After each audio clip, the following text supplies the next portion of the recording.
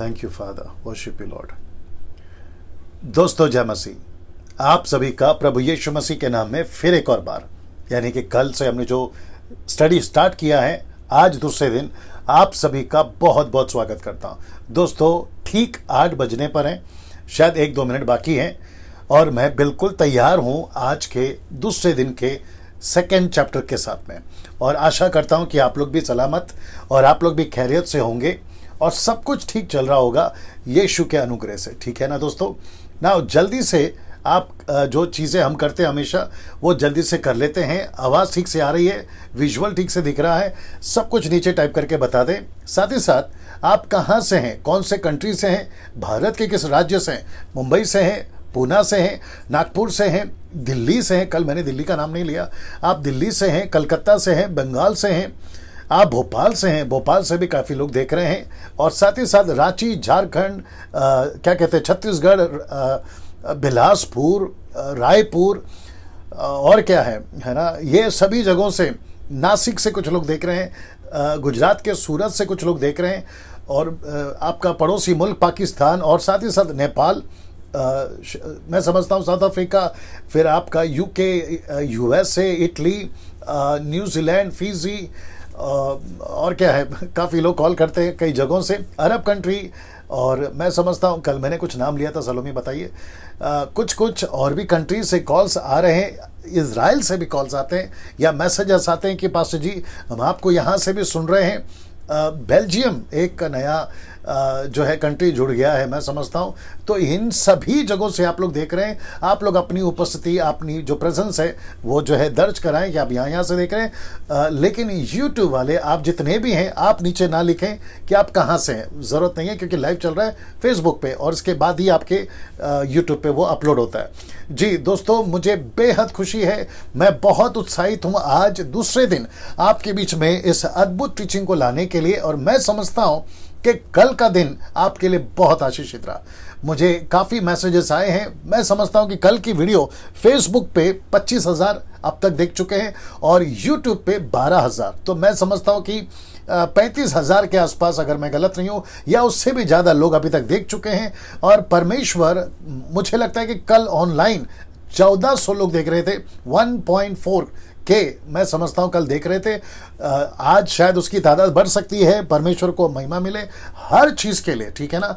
ना आपका काम यहां है कि आप लोग खूब शेयर करें ना। मुझे ये भी पता चला है कि कुछ पास्टर्स या कुछ चर्चेस जो है उनके व्हाट्सएप ग्रुप पे मेरे वीडियोस को देखना या कोई सेंड करते हैं, उनको पसंद नहीं आ रहा है। तो मैं कहना चाहूँगा उन पास्टरों को, उन व्हाट्सएप के एडमिनों को कि सर मैं क्या दे रहा हूँ, परमेश्वर का वचन मैं क्या भेज रहा हूँ, सही शिक्षाएं। अच्छा, आपको कोई चीज़ों से तकलीफ है, उसको, ईगो को अलग रखिए, अपने जो भी चीज़ें उसको अलग रखिए, लेकिन कम से कम परमेश्वर का वचन के साथ ऐसा मत करिए सर, नहीं तो न्याय के दिन आपको बहुत बड़ा इसका जो है जवाब देना होगा। ठीक है ना? हम यीशु को और यीशु के वचनों के साथ में किसी प्रकार का लालच या जलन या ईगो के चलते किसी को मत रोकिए। मैं उन लोगों से रिक्वेस्ट कर रहा हूँ, परमेश्वर का वचन है, फैलने दीजिए। मैं क्या सिखा रहा हूँ, मेरी डॉक्ट्रिन सही है, साउंड डॉक्ट्रिन है, पिता पुत्र पवित्र आत्मा जो भी बाइबल मानती है या जो भी कहती है मैं उसको लेकर चलता हूँ। तो मुझे नहीं लगता कि किसी को कोई तकलीफ होनी चाहिए। तो खूब शेयर करिए, जहां तक शेयर कर सकते करिए, गांव में, शहरों में, नेशनली, इंटरनेशनली, जहां शेयर कर सकते हैं करिए ना। दोस्तों, मैं शुरुआत में कुछ टाइम लेता हूं। यूट्यूब वाले भी सोच रहे होंगे कि डैनियल भाई आप डायरेक्ट टॉपिक पे आ जाया करो। यार, आना तो मैं भी चाहता हूं, क्योंकि आज का टॉपिक भी थोड़ा सा लंबा है, मैं भी आना चाहता हूं, लेकिन ये जो ज़रूरी बातें हैं ना, ये बहुत ज़रूरी है शुरुआत में वाली जो करनी होती है। चलिए दोस्तों, 550 लोग अभी जुड़ गए हैं। मैं आप सभी का यीशु के नाम में बहुत बहुत स्वागत करता हूं। अब आज का जो चैप्टर है बहुत तगड़ा है, बहुत सारा मटेरियल है। मेरी भाषा में जो मैं हमेशा प्रचार में यूज़ करता हूँ, बहुत सारा मसाला है। जी हाँ दोस्तों, बहुत सारा मसाला है, और वो सारी चीज़ें 1 घंटे में देना मुझे नहीं लगता है वो पॉसिबल होगा। शायद आज थोड़ा समय जाएगा। उसके लिए आप लोग बिल्कुल तैयार रहिएगा। मैं समझता हूँ कि पेट भर के आज परमेश्वर का वचन आपको मैं लाया हूँ खिलाने के लिए। आशा करता हूँ आप लोग बिल्कुल तैयार हैं। यहाँ से हम शुरू करना चाहेंगे, जो कि 12 दिन का ये स्टडी है, 12 days study on the book of Daniel, और जो कि अभी मैं यहाँ पे दिखा रहा हूँ, ये सेकेंड डे है। यानी कि डे 2 चैप्टर 2 पे हम बात करेंगे। लेकिन उसके पहले सब ठीक है, यहाँ पर सब ठीक दिख रहा है ना। 650 लोग जुड़ गए हैं, अब मुझे शुरू होना चाहिए और मैं यहां से शुरू हो रहा हूं। यूट्यूब वालों, आप लोग जहां से भी हैं, आप सभी का स्वागत है, सभी का स्वागत है। आपके कमेंट्स को मैं खुद पढ़ता हूं, फेसबुक हो या यूट्यूब हो, मैं खुद पर्सनली पढ़ता हूं। मैं लाइक जो करता हूं कमेंट्स के ऊपर, जो रिप्लाई देता हूं वो मैं खुद करता हूं, मेरी टीम नहीं करती, मैं खुद करता हूं। तो आपका लाइक, आपका कमेंट्स और आपके जितने भी जो आप रिस्पांस देते हैं मेरे मैसेजेस के प्रति, मैं उन सभी के लिए परमेश्वर के नाम से आप सभी को बहुत बहुत धन्यवाद देता हूं। ऐसे ही मेरे साथ में बने रहें, मकसद एक ही है। अच्छा, 2 नाम लेना भूल गया मैं। एक है मसीह मंथन ग्रुप जो अभी देख रहा है, आप लोगों का सभी का स्वागत है। 5 ग्रुप चल रहे हैं मसीह मंथन, 1 2 3 4 5, सबका स्वागत है। आप जहां से भी है भारत के हिस्से से, सबका स्वागत है। साथ ही साथ में मेरी मिनिस्ट्री, मेरी कलीसिया ऑफ कोर्स यीशु की है, लेकिन बोलना पड़ता है बहुत सारे चर्चेस में, कॉन्टेक्स्ट को समझिएगा। मुंबई से, मुंबई के बाहर मूर्तिजापुर, और उसके बाद अकोला, और क्या है परतवाड़ा, फिर उसके बाद में मीरज और पास्टर संदेश का जो चर्च है, गांव का नाम याद नहीं आ रहा। आप सभी का जो है मैं स्वागत करता हूं, जो मेरी कलीसिया से भी है, आप सभी का स्वागत है। चलिए दोस्तों, यहां से शुरू कर रहा हूं, लेकिन इसके पहले मैं चाहता हूं कि आपको कुछ चीजें दिखाऊं। इसको ये देख लीजिएगा, अंडरस्टैंडिंग द प्रोफेसी फुलफिलमेंट। मैं रिपीट करता हूं, अंडरस्टैंडिंग प्रोफेसीज फुलफिलमेंट।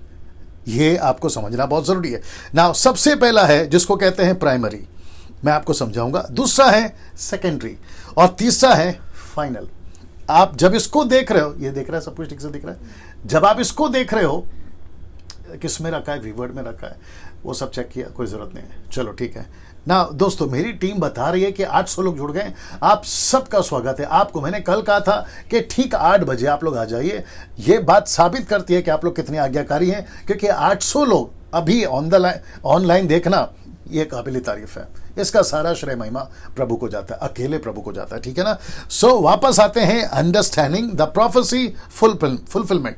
पहला है प्राइमरी, दूसरा है सेकेंडरी, और तीसरा है फाइनल। अब आप सोच रहे होगे कि डैनियल भाई, आप चैप्टर 2 पे ये स्लाइड्स पहले क्यों दिखा रहे हैं ना। जो कल हमने स्टडी करा था वो था इंट्रोडक्शन चैप्टर, वो था परिचय का चैप्टर, जहां पे मैंने आपको यह बताया कि कैसे नबूकदनेस्सर ने यहोयाकीम के राज्य में उनको बंदी बनाकर यरूशलेम के सारे जो मंदिर के पवित्र बर्तन होते हैं या सामग्री होती है, उसको लाकर अपने देवता के मंदिर में रख दिया। और वहां से दानियल और उसके 3 दोस्तों के साथ में जो 10 दिन का चैलेंज था कि क्या खाना है क्या पीना है, फिर साथ ही साथ में परमेश्वर ने दानियल का रुतबा या फिर उसकी पोजीशन किस अहमियत पे लेकर गई, और उसको क्या तमका या लेबल मिला। वह ये लेबल था कि वो दर्शन देख सकता है, स्वप्न को बता सकता है, ये सारी चीजें वो भविष्यवक्ता के रूप में। 900 लोग जुड़ गए, मेरी टीम बता रही है। आप सभी 900 लोगों का स्वागत है ना दोस्तों।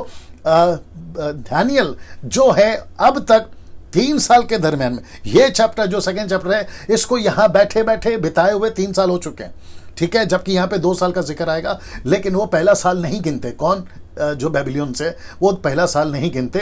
वो पहला साल को छोड़कर जब दूसरा साल होता है तो उसी को कहते हैं 3 साल, यानी कि टोटल 3 साल के दरमियान में ये दर्शन का चक्र या फिर अभी जो जिक्र है मैं करूंगा। तो दानियल जो है वो अभी यहां पर है, जो ये 3 तरह की प्रोफेसी की बात यहां पे कर रहा है ना। प्राइमरी का मतलब है जब प्रॉफिट डैनियल या स्वप्न बताने वाला डैनियल जब कोई भी चीज को भविष्य में बोलता है या प्रोफेसी करता है, तो वो 3 चीजों को बताता है। और हमको भी ये 3 चीज को समझना होगा कि जब डैनियल कह रहा है तो प्राइमरी का मतलब है मेरे जीते जी, मतलब डैनियल के जीते जी, ये वाला मैं नहीं, ये वाला डैनियल के जीते जी, अगर उसके जीवन काल में जो प्रोफेसीज पूरी हो रही है उसको कहते हैं प्राइमरी।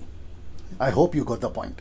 दूसरा है सेकेंडरी, जिसको कहते हैं कि डैनियल भी खत्म हो गया, 1 साल माफ करिए 100 साल 200 साल या 2 पीढ़ी 3 पीढ़ी जब बीत गई, तो उसके दरमियान जो प्रोफेसीज हुई है या फिर 500 साल के गैप में, उसको कहते हैं सेकेंडरी। लेकिन जो फाइनल है उसको कहते हैं कि एंड टाइम।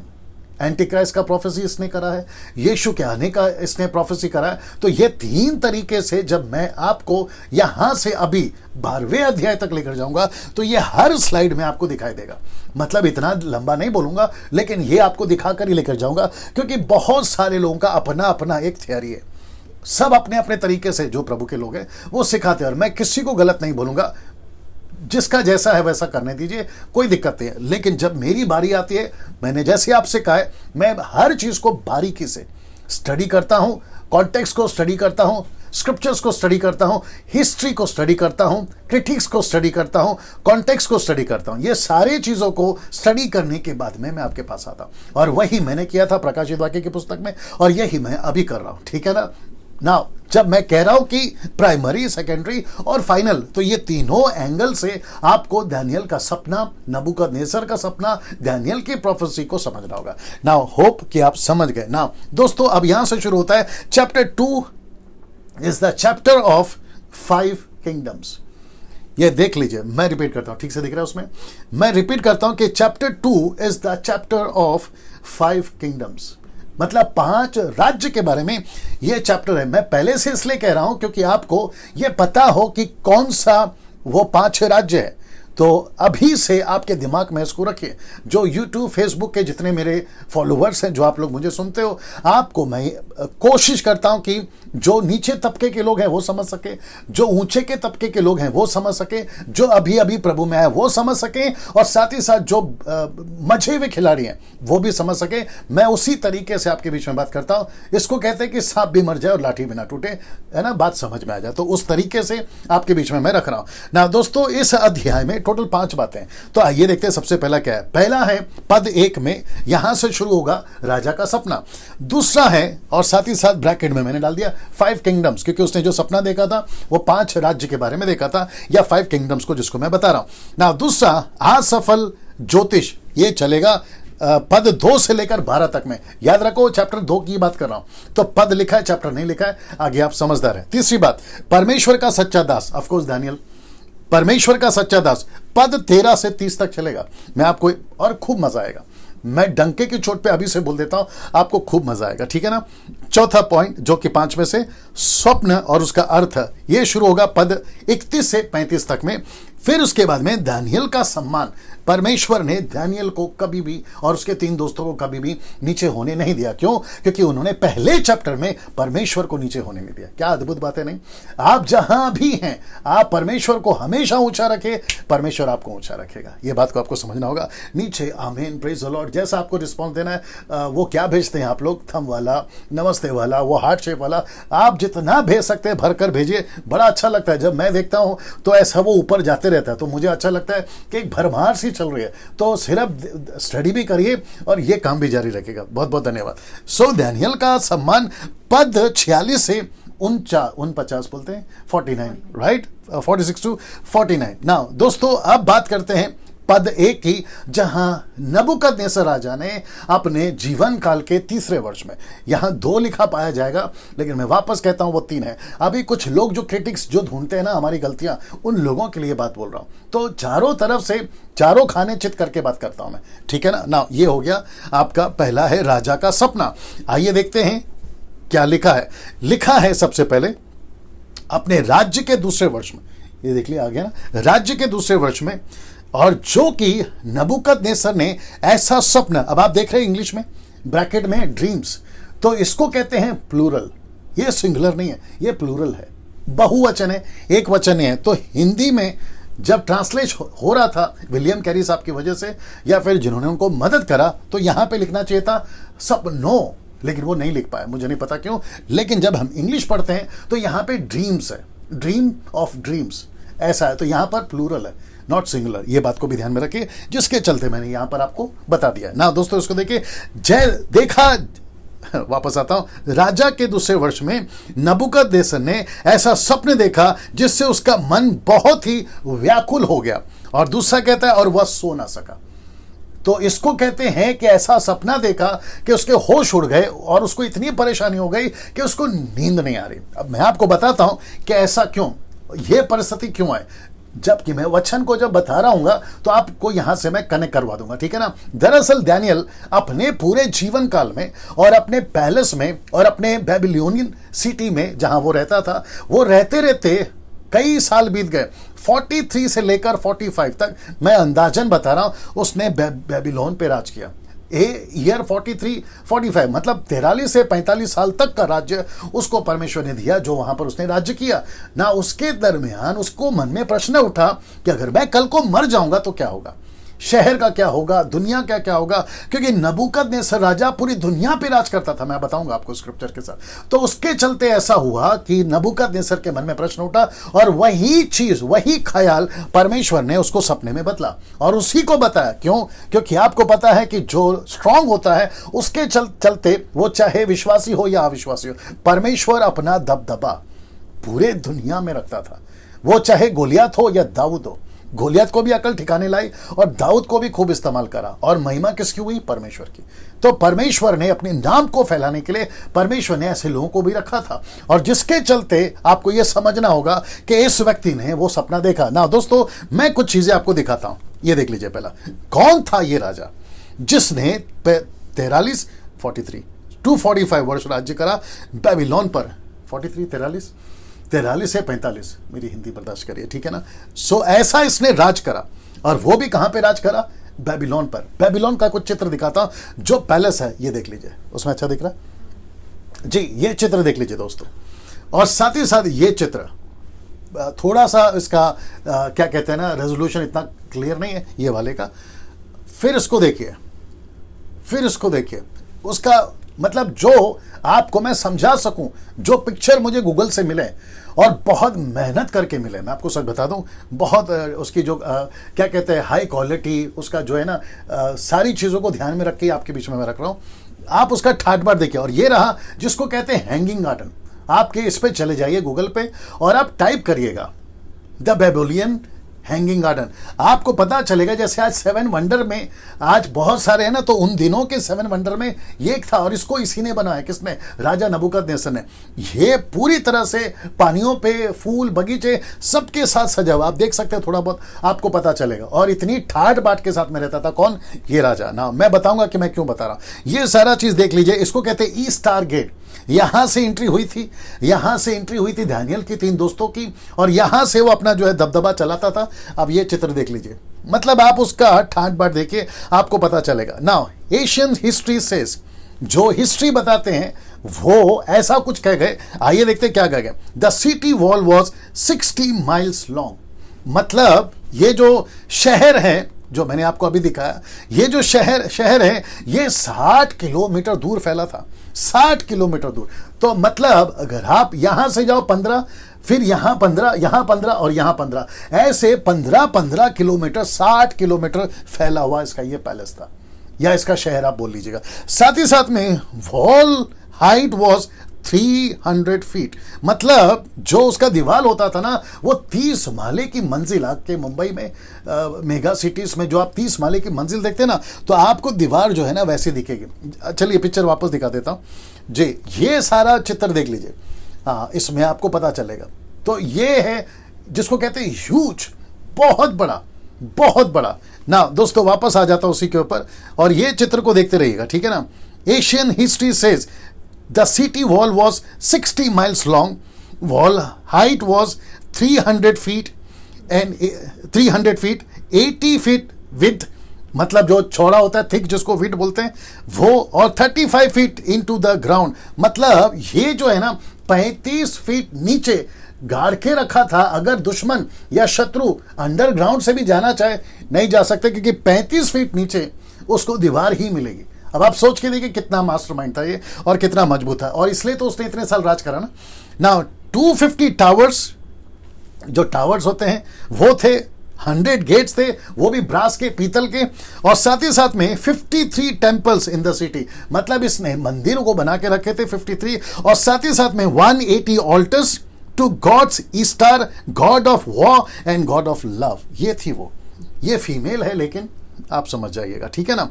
दरअसल में ऐसी पूजा पाठ या फिर बेबीलोन, आपको पता है बाइबल के अंदर मूर्ति पूजा के लिए नंबर 1 था। ये यहां पे जितना मूर्ति पूजा हो सकता था, यहां सब होता था। ऐसा व्यक्ति, ऐसा क्रूर व्यक्ति और ऐसा कठोर व्यक्ति, 4थे अध्याय में आप एक बहुत बड़ा ट्रांसफॉर्मेशन देखोगे इस व्यक्ति का। मैं आपके बीच में रखूंगा उसको, इसलिए 12 दिन की स्टडी है, मेरे साथ में बने रहे, और मैं पूरी तैयारी के साथ आपके बीच में आता हूं। नबूकदनेस्सर का दबदबा पूरी दुनिया में था, और ये लिखा है दानियेल किताब, उसका 2 अध्याय वचन 38 में, जो भी आपके बीच में रखूंगा। इसका दबदबा, इस राजा का दबदबा पूरी दुनिया में था। आप भारत का नाम लीजिए, इसका दबदबा था। आप अफ्रीका जाइए, अमेरिका जाइए, उस वक्त में खैर नहीं था, जापानीज कंट्री में जाइए, यूरोपियन कंट्रीज में जाइए, आप जहां पे भी जाओगे इसका दबदबा दिख रहा है उसमें पूरा, इसका दबदबा यहां पे था ना। दोस्तों मेरी टीम बता रही है कि कम से कम 1200 लोग अभी देख रहे हैं। उन सभी 1200 लोगों से कहना चाहूंगा, सर आप सबका स्वागत है। मुझे स्टार्ट किए मात्र 20 मिनट हुए। ये 20 मिनट में मैं बहुत कुछ अभी तक बता चुका हूं। जो चूक गए हैं आप उसको वापस से जब अपलोड हो जाएगा आप लोग उसको देख लीजिएगा, ठीक है ना। शेयर करते जाइएगा, दूसरों को भी बताते जाइएगा। 12 दिन डैनियल राज आपके बीच में द बुक ऑफ डैनियल की स्टडी लाता रहेगा। टोटल 12 दिन, आज का 2 दिन छोड़ देंगे तो बचा 10 दिन ना। दोस्तों अब इसको देखिए जी, यहां से आपको राजा का सपना, पद 1 में मैंने बता दिया कि उसने सपना देखा ना। इसी 5 बातों में अब आ रहा है दूसरी बात, और वह है असफल ज्योतिष।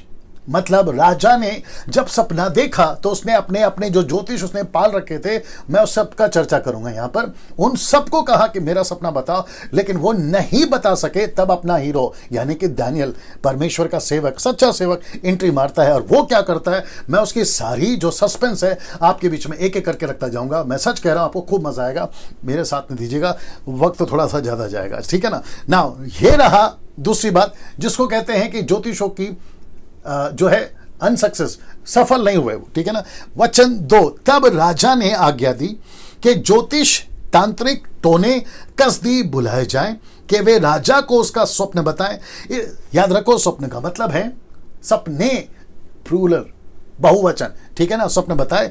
इसीलिए वे आए और राजा के सामने हाजिर हुए ना। चित्र आपके सामने आ रहा है, ऐसा कुछ है, सब ठीक है वहां पे, ओके ना। चित्र आप लोग देख लीजिएगा, प्रिटेंड करिए, कल्पना करिए, इमेजिन करिए, ऐसा ही दृश्य वहां पर होगा और सब के सब ऐसे खड़े, राजा सपना बताइए, हम आपको अर्थ बताएंगे। अब जरा मजा देखिए ना। ये जो ज्योतिष थे आप ऊपर देख लीजिएगा, ये साधारण नहीं थे। मैं आपको बताता हूं क्यों। सबसे पहला ज्योतिष, फिर उसके बाद में तांत्रिक, उसके बाद में टोने और कसदी। कसदी का ब्रैकेट में मैंने डाल दिया मैजिक पावर। मैजिक पावर का मतलब है दुष्ट आत्मा की मदद से, या इल्यूमिनाटी की जो आज कलीसियां हैं कई जगहों पर है, उसकी जो पावर है, लूसीफर की पावर से ये जिस लेवल का चमत्कार कर सकते थे ये किया। आपको प्रूफ दे देता हूं। जब मूसा ने लकड़ी फेंकी तो सांप बना, फिरौन के जादूगर ने लकड़ी फेंकी, सांप बना। मूसा ने नील नदी को लाल करा, उन्होंने भी लाल करा।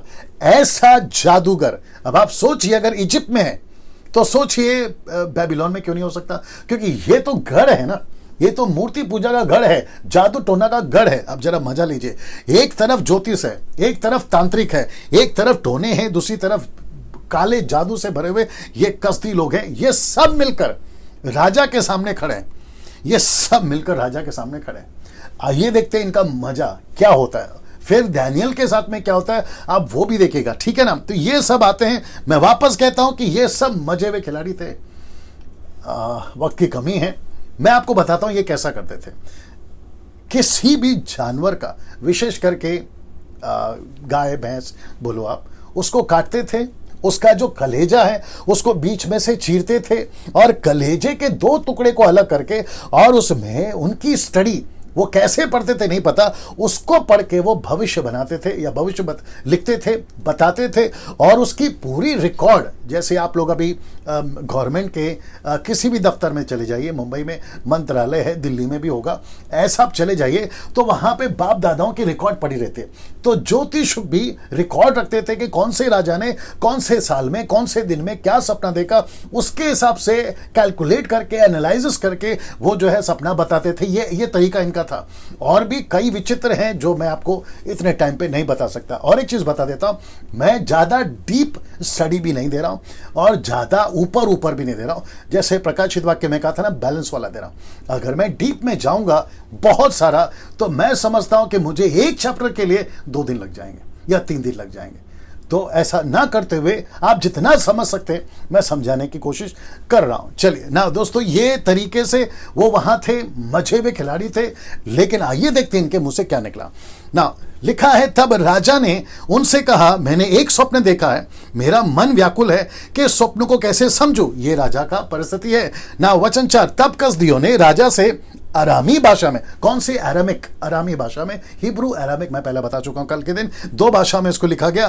तो जो कसदियों ने, यानी कि ज्योतिषों ने, ब्लैक मैजिक, काले जादू वालों ने अरामी भाषा में कहा, हे राजा तू चिरंजीव रहे। ये उनका तरीका था, प्रोटोकॉल था उनको ग्रीट करने का, तो ये करते थे वो अक्सर, ठीक है ना। अपने दासों को सपना बता, मतलब ये कसदी कह रहे हैं कि राजा जी सपना बताइए।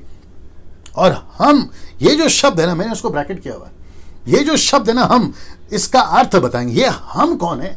मैं जब डैनियल बोलेगा ना हम, उसमें इसको कनेक्ट करूंगा, तो इसको याद रखिएगा, हम, ठीक है ना। तो हम इसका अर्थ बताएंगे ना। फिर आगे देखिए क्या होता है। राजा ने कसदियों को उत्तर दिया, मैं ये आज्ञा दे चुका हूं कि यदि तुम अर्थ समेत स्वप्न को ना बताओगे, जरा मजा देखे, तो तुम टुकड़े टुकड़े किए जाओगे और तुम्हारे घर फुकवा दिए जाएंगे। तो इसका मतलब है कि अभी दिक्कत यह है इन ज्योतिषों को, तांत्रिकों को, टोनों को, काले जादू वालों को, जिनके पास में लूसीफर की पावर है, याद रखो, जिसके पास में दुनिया भर का मूर्ति, दुनिया भर का देवी देवता उस वक्त में जो चलते थे, उन सब की ताकत है, उसको रखकर ये कह रहा है, राजा कह रहा है कि मुझे सपना भी बताओ कि मैंने सपना क्या देखा और उसका अर्थ भी बताओ। Can you believe this? ऐसी हालत थी इनकी। आप जवाब सुनना चाहते हैं इन्होंने क्या कहा? आइए और सब कुछ रखकर इनका जवाब देखिए। फिर ये कहते हैं, यदि तुम अर्थ समेत स्वप्न को बता दो तो मुझसे भांति भांति के दान, भारी प्रतिष्ठा पाओगे, इसलिए तुम मुझे अर्थ समेत स्वप्न बताओ। ये कंडीशन था। मैंने क्या सपना देखा वो बताओ, सपना का क्या अर्थ है वो बताओ, सब कुछ आपको बताना होगा, तब जाकर मैं मानूंगा और मैं तुमको इनाम दूंगा। लेकिन अगर नहीं बताए, मैं तुमको टुकड़े टुकड़े कर दूंगा और तुम्हारा घर फुकवा दूंगा, मतलब तुम्हारे पूरी फैमिली को खत्म कर दूंगा। Can you believe this? Now ये बात मुझे बताती है कि राजा नबूकदनेस्सर कितना डेस्परेट था अपने सपने को जानने के लिए, कितना बेचैन था अपने सपने को जानने के लिए। Can you believe this? सोच के देखिए वो कितना परेशान होगा, क्योंकि सपना ही ऐसा था। जब मैं बताऊंगा आपको, ये पूरा चैप्टर मेरे साथ बने रहे, आपको एहसास हो जाएगा कि ये वाकई में इतना व्याकुल क्यों था। ना दोस्तों, इसको देखिए, उन्होंने दूसरी बार कहा, 7वें वचन में उन्होंने दूसरी बार कहा, हे राजा, किसने कहा? ज्योतिषों ने। हे राजा, स्वप्न तेरे दासों को बताया जाए, हम उसका अर्थ समझा देंगे। मतलब हमको पहले सपना बता, फिर हम अर्थ बताएंगे। वचन 8, राजा ने उत्तर दिया, मैं निश्चय जानता हूं कि तुम यह देखकर कि राजा के मुंह से आज्ञा निकल चुकी है कि समय बढ़ाना चाहिए या समय बढ़ाना चाहते हो। तो इसका मतलब है, मैंने समय को भी ब्रैकेट किया। तो क्यों किया मैं आपको बताऊंगा, इसको भी ध्यान में रखिएगा, ठीक है ना। मैं जो जो चीज पे हाईलाइट करने वाला हूं उसको मैं सब ब्रैकेट करता हूं। 12 चैप्टर तक चलेगा, 12 दिन तक चलेगा, तो उसको आपको सपोर्ट करना होगा। यहां पे वो कहते हैं कि तुम समय बढ़ाना चाहते हो, लेकिन मैं तुम्हें समय नहीं दूंगा। तुम अपने आप को सो कॉल्ड कहते हो ना, मैं ज्योतिष हूं, मैं अलाना हूं, मैं फलाना हूं, मैं इसकी आराधना करता हूं, मैं उस देवता को मानता हूं, मैं इस देवी को मानता हूं। तुमको तो मैंने पूरी दुनिया से करके लाया है, तुम तो क्या कहते हैं ना, तुम तो वीर हो इसमें, तो चलो सब बताओ। आइए सुनते हैं इन्होंने क्या कहा। वचन 9, इसलिए यदि तुम मुझे स्वप्न ना बताओगे तो तुम्हारे लिए एक ही आज्ञा है। राजा कहता है एक ही आज्ञा है, क्योंकि तुमने गोष्ठी की होगी, मतलब चर्चा की होगी कि जब तक समय ना बदले। ये देखो वापस आ गया ना ब्रैकेट में समय, मैं कनेक्ट करूंगा। जब तक हम राजा के सामने झूठी और गपशप की बातें कहा करेंगे, इसलिए तुम मुझे स्वप्न बताओ, तब मैं जानूंगा कि तुम उसका अर्थ भी समझा सकते हो। तो इसका मतलब है कि राजा अपने सपने को और अर्थ को लेकर डटा रहा। आइए सुनते हैं ज्योतिष क्या बोलते हैं। वचन 10, कसदियों ने राजा से कहा, यहां सब ठीक है। कसदियों ने राजा से कहा, किसने? ज्योतिषों ने, तांत्रिकों ने राजा से कहा। क्या कहा देखिए, वो कहते हैं कि पृथ्वी भर, अब ये बड़ा मजेदार है, वो कहते हैं कि पृथ्वी भर में ऐसा कोई मनुष्य नहीं है। इनका सामना अभी तक दानियल से नहीं हुआ, इनका सामना जीवित परमेश्वर से नहीं हुआ, इसलिए मुंह से निकल रहा है। वो कह रहे हैं कि पृथ्वी भर में ऐसा कोई मनुष्य नहीं जो राजा के मन की बात को बता सके। दूसरा, और ना कोई ऐसा राजा या प्रधान या हकीम कभी हुआ है जिसने किसी ज्योतिष या तांत्रिक या कसदी से ऐसी बात पूछी हो। तो राजा को भी कटघरे में ले लिया, और ऐसा व्यक्ति जो स्वप्न भी बताए, अर्थ भी बताए, उसको भी कटघरे में ले लिया। तो ये कह रहे हैं ये इम्पॉसिबल है कि किसी का स्वप्न बताए और साथ ही साथ उस स्वप्न का अर्थ बताए, ये नहीं होगा। अब इसको देखिए आगे, वचन 11, जो बात राजा पूछता है वो अनोखी है। कौन कह रहे? ज्योतिष कह रहे हैं जो बात राजा पूछता है वो अनोखी है, देवताओं को छोड़, जिनका निवास मनुष्यों के संग नहीं है। इसका मतलब है यह तभी संभव होगा जब उनका देवता उनके अंदर रहता हो। मैं वापस पढ़ देता हूं, जो बात राजा पूछता है वो अनोखी है, देवताओं को छोड़कर जिनका निवास मनुष्यों के संग नहीं। मतलब वो देवता मनुष्य के अंदर रहना चाहिए, तब जाकर यह संभव है। अब ऐसा कौन सा देवता है, ऐसा कौन सा गॉड है, ऐसा कौन सा देवी है, ऐसा कौन सा ईश्वर है, ऐसा कौन सा सृष्टि करता है जो इस पृथ्वी पे मनुष्य के अंदर रहता हो, सिवाय एक, और वह है सृष्टिकर्ता परमेश्वर एलोहिम यीशु पवित्र आत्मा। Can you believe this? आप जैसा प्रतिक्रिया देना चाहो, जहां से बैठ के ताली बजाना चाहते थे, जैसा रिस्पॉन्स देना चाहो, नीचे आमीन लिखना चाहो, प्रेज द लॉर्ड लिखना चाहो, जैसा आपको ठीक लगे आप अपनी प्रतिक्रिया दे सकते हैं। 1300 लोग देख रहे हैं, वो उन सभी 1300 लोगों को मैं कहना चाहता हूं, बहुत मजा आएगा आपको। आज दूसरा दिन है, कल का अगर आपने मिस किया होगा तो जाकर देख लीजिएगा, ठीक है ना। साथ ही साथ अगर जो लोग अभी जुड़े हैं, आपने मेरे चैनल को सब्सक्राइब नहीं किया है, जो यूट्यूब चैनल है, मैं रिक्वेस्ट करता हूं कर लीजिए, क्योंकि डैनियल राज यूट्यूब चैनल से पैसे नहीं कमाता, ये मुफ्त में करता हूं। मैं इसलिए कह रहा हूं क्योंकि वहां से कई वीडियोस में बनाता रहूंगा। इसके बाद मैं और भी कई टॉपिक्स पे बात करता हूं, उसको आप लोग देख सकते हैं। वापस आते हैं उसके ऊपर, वो कहता है कि और देवताओं को छोड़ जिनका निवास मनुष्य के संग नहीं है। अब देखो, और कोई दूसरा नहीं जो राजा को यह बात बता सके। इसका मतलब है कि जो भी सपना बता सकता है वो ईश्वर उसके अंदर होना चाहिए। अब मजेदार बात आ रही है, मैं आपके बीच में रखने जा रहा हूं। इस पर राजा ने झुंझलाकर, साथ ही साथ बहुत ही क्रोधित होकर बाबेल के सब पंडितों के नाश करने की आज्ञा दे दी। मतलब लेटर पे साइन हो गया, थप्पा लग गया कि जितने भी पंडित हैं, जितने भी ज्योतिष हैं, जितने भी काले जादू वाले हैं, उसमें दानियल और उसके 3 दोस्त भी आ गए। उन सबको सजाए मौत, ऐसा थप्पा मार के लेटर दे दिया गया। और एक व्यक्ति निकला, ये राजा का गुस्सा देख लीजिए, ये चित्र में राजा का गुस्सा देख लीजिए। एक व्यक्ति निकला ना, इसको देखते हैं। अंत यह आज्ञा निकली, वचन 13, अंत यह आज्ञा निकली और पंडित लोगों का घात होने पर था, पंडित लोगों का घात होने पर था। और लोग दानियल और उसके संगियों को भी ढूंढ रहे थे कि वे उसको भी घात करें, मतलब उसको भी मार दें। आप जरा मजा देखिए, वचन 14, राजा का स्वप्न। ओके ना, अब आ रहा है एक तीसरा 5 में से तीसरा पॉइंट, सच्चा परमेश्वर का दास। अब यहां पे ये दिखा देता हूं, अब होती है डैनियल की एंट्री, अब होती है डैनियल की एंट्री, क्योंकि यहां पे कहा था कि डैनियल को भी मार दो। ये देखिए, डैनियल को भी मार दो, तो लोग डैनियल को ढूंढ रहे थे। जिन्होंने कहा ना कि सबको मार देना है, वो डैनियल को भी ढूंढ रहे थे। जब डैनियल को ढूंढ रहे थे तो ये तीसरी बात आ गई 5 में से। पहला है राजा का सपना, दूसरा है असफल ज्योतिष, जो कि मैं अभी बता चुका। अब इसकी एंट्री हो रही है एक परमेश्वर का सच्चा दास, परमेश्वर का सच्चा दास की एंट्री हो रही है, यानी कि डैनियल की एंट्री हो रही है ना। इसको देखिए, परमेश्वर का सच्चा दास से मेरा क्या मतलब है? परमेश्वर सबके साथ काम नहीं करता। जी दोस्तों, मैं रिपीट कर दूं, परमेश्वर सबके साथ काम नहीं करता।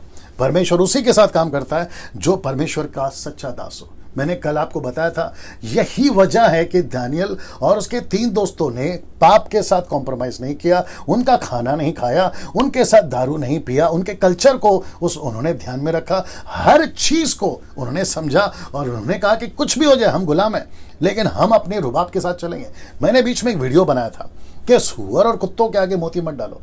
इसका मतलब है कि जब तुम यीशु का प्रचार करते हो, बीच में मुझे पता चला कि अपने छत्तीसगढ़ में कहीं पे कुछ भाइयों के ऊपर अटैक हुआ, रास्ते पे उनको मारा गया, उनको बहुत भला बुरा बोला गया। उन सभियों को अगर वो देख रहे हैं या उनसे रिलेटेड दोस्त लोग देख रहे हैं, ये वीडियो उन तक भी पहुंचाइए।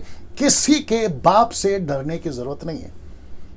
यीशु का प्रचार करते वक्त में किसी के बाप से डरने की जरूरत नहीं है। मैं आपको अभी बोल देता हूं। ऐसा क्यों डैनियल भाई? मैं बताता हूं। देखो, वो क्या कर सकते हैं? ज्यादा से ज्यादा मार सकते हैं। तो यीशु ने तो वैसे ही कहा है, अगर तुम मेरे सुसमाचार के लिए मरते हो, मेरे राज्य के लिए मरते हो, तो अनंत काल का जीवन आपके पास में है। मैं वापस कहता हूं, आजकल वैसी मौतें हो रही है। कोरोना वायरस है, कभी ये है, कभी अलाना है, कभी फलाना है, चारों तरफ तो मौत है ही। कभी रास्ते में आराम से चल रहे तो गाड़ी उड़ाकर चली जाती है, आज नहीं तो कल वैसे ही मरना है। अच्छा, हम दुनिया में है ही परदेसी, एक ना एक दिन तो अपने हमेशा के घर पे जाना है ना। तो ऐसा कुछ काम करो। मैं वापस कहता हूं, वो वीडियो जितना वायरल हुआ है उसका डबल वायरल ये करो कि हम किसी के बाप से नहीं डरते। सुसमाचार सुनाना है, मतलब सुनाना है। जितने पास्टर्स हैं अभी देख रहे हैं, जितने सेवक हैं अभी देख रहे हैं, आपके चर्च में, आपके खुद के जीवन में ये बात को गांठ बांधिए कि कुछ भी हो जाए यीशु का काम करना है, कुछ भी हो जाए। धारा 125 वन एक्ट 120 या 125 जो कि कॉन्स्टिट्यूशन कहता है कि we have the rights to preach आ गॉस्पेल आ जन व्हाट यू कॉल रिलीजन, उसके बावजूद हो या ना हो, मैं वापस कहता हूं डंके की चोट पे प्रचार करो। चाइना में बैंड है, वहां क्या करे, चुपचाप बैठेंगे? नहीं, करना है ना। वैसे ही मैं वापस कहता हूं किसी से नहीं डरना है, खुल के प्रचार करिए। अगर मारते हैं तो 4 मार और खा लो 4 मार और खा लो, हो सकता है कि जो मार रहा है उसका जीवन बदल जाए तुम्हारे को देखकर। ये घटा है इतिहास में, मैं इससे के बाहर नहीं जाऊंगा, लेकिन मैं ये कह रहा हूं कि सच्चा परमेश्वर का दास, परमेश्वर उसी के साथ काम करता है, परमेश्वर सबके साथ काम नहीं करता। ये लाइन वापस देख लीजिएगा, ये आपको समझना बहुत जरूरी है ना। बहुत कुछ बोल सकता हूं लेकिन वक्त मेरे पास कम है ना। वचन 14, तब दानियल ने अंगरक्षकों के प्रधान अर्योक से, उसका नाम है अर्योक से, जो बाबेल के पंडितों को घात करने के लिए निकला था, सोच विचार कर बुद्धिमानी के साथ कहा। किसने? दानियल ने। सोच समझकर बुद्धिमानी से। पता है क्यों? मैं बताता हूं। ऐसा अगर लिखा है तो उसके पीछे कारण है। कारण यह है कि जो अर्योक है वो राजा के हुक्म पे चलता है। अगर उसने हुक्म नहीं माना तो राजा उसका कत्ल कर देगा। तो उसने क्या कहा पता है? ये आदमी से जिसका नाम है अर्योक, थोड़ा सोच समझ के बात करता हूं, उसने क्या बात किया देखो। वो कहता है वचन 15 में, राजा के हकीम अर्योक से पूछने लगा, ये आज्ञा राजा की ओर से ऐसी उतावली के साथ में क्यों निकली? ये शब्द उसने यूज किया जिसको कहते हैं उतावली से। तो इसका मतलब क्या मालूम है? कहीं जल्दबाजी में तो नहीं तुम चले आए, कहीं जल्दबाजी में तो तुमने, राजा ने कोई हुक्म तो नहीं सुना दिया। बोला इसका मतलब, बोला लगता है आप लोगों ने ठीक से एक आदमी को नहीं ढूंढा, आपसे जल्दबाजी हो गई। बोला वो क्या? बोला राजा का सपना मैं बताऊंगा। Can you believe this? ये दानियल कहता है कहीं तुम लोगों से उतावली तो नहीं हो गई हुक्म पास करने में कि सब पंडितों को मार दो, सब ज्योतिषों को मार दो। लगता है तुम लोगों ने ठीक से जांचा नहीं, और मुझे तो तुम लोगों ने बुलाया ही नहीं। पहला अध्याय याद नहीं है जहां पर मुझे राजा ने खुद जांचा है 3 साल कि मुझ में एक ऐसी आत्मा रहती है। ये राजा नबूकदनेस्सर खुद बोलेगा थोड़ी देर के बाद, मैं आपको बता रहा हूं, जब मैं समाप्त करूंगा ना, राजा खुद बोलेगा।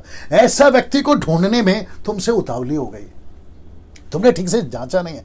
अच्छा, जिसको तुम लेकर राजा के पास में पेश करे थे ना ज्योतिषों को, वो तो सब डब्बा है। डब्बा से आप समझ गए होंगे, बकवास है, कुछ मतलब का नहीं है, ये सब हवा है। असली वाले को तो तुमने जांचा ही नहीं। बोला इसका मतलब क्या है? तब अर्योक ने, ये देखिए, तब अर्योक ने दानियल को उसका भेद बता दिया। बोला दरअसल ये मामला है, राजा ने हुक्म दे दिया, मानना है। अब जरा दानियल का बात सुनते हैं।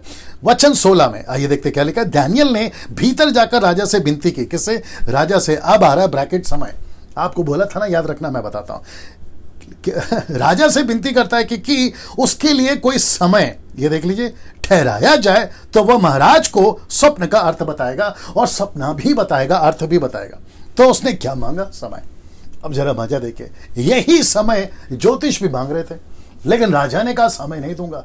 लेकिन जैसे ही दानियल आता है, एक शब्द में, किसके? दानियल के, राजा उसको समय दे देता है। मैं रिपीट करता हूं, ज्योतिष क्या मांग रहे थे? समय।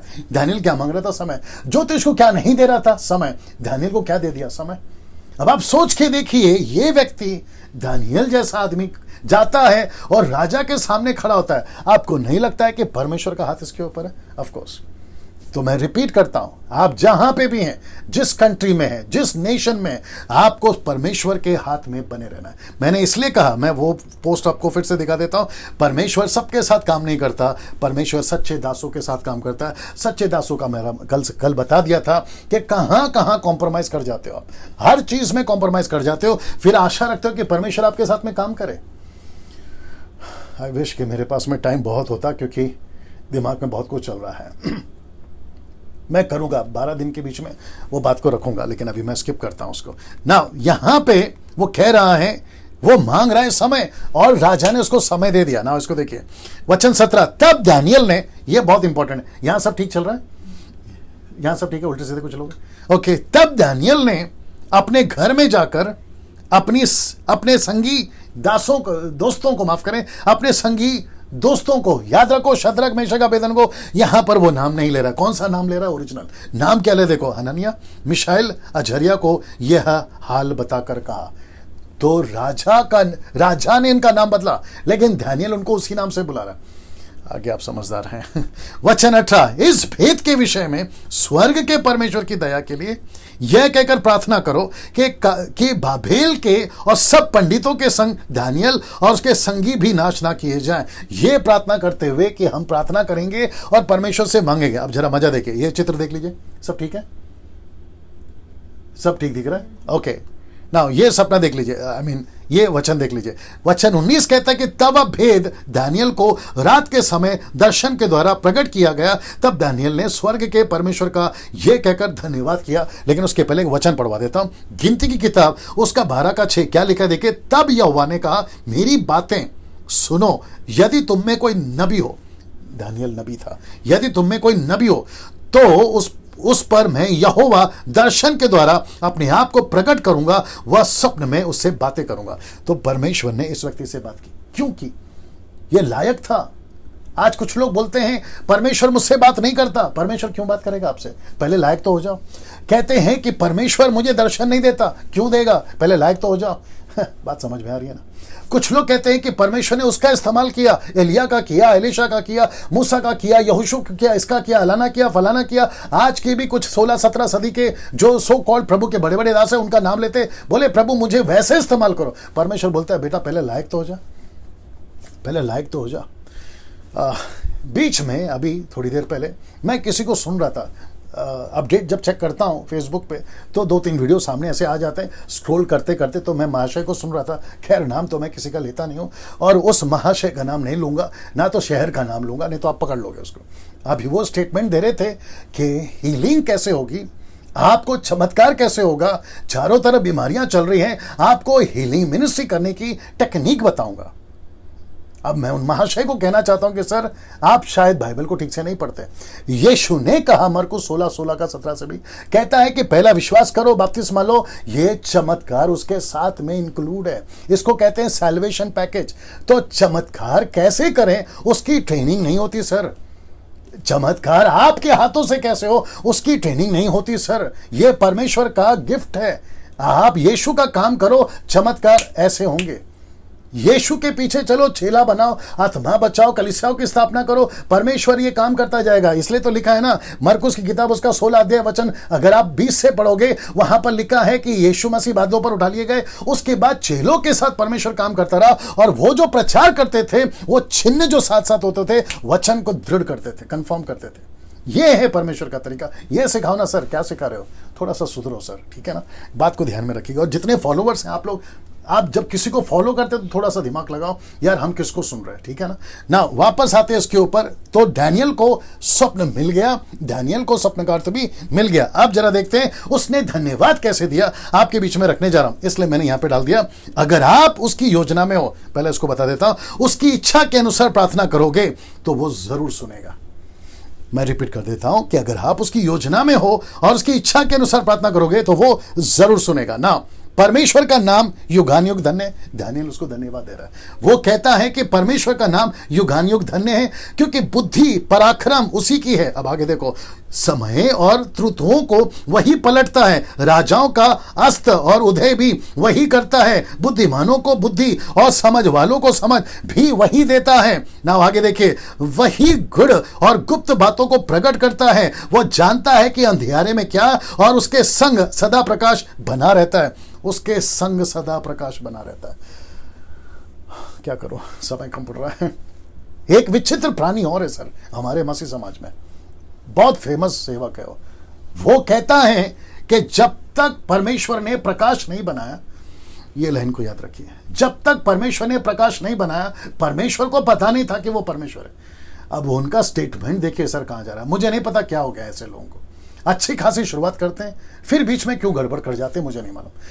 जबकि परमेश्वर दानियल के द्वारा बता रहा है, दानियल को पता चला परमेश्वर क्या चीज है। वो कहता है कि प्रकाश, देखो ना, उसके संग सदा प्रकाश बना रहता है। मतलब जब परमेश्वर चलता है तो प्रकाश चलता है। ये महाशय, जिनका नाम तो खैर नहीं ले रहा हूं मैं आजकल, ये कह रहे हैं कि पहले प्रकाश बना फिर परमेश्वर बना।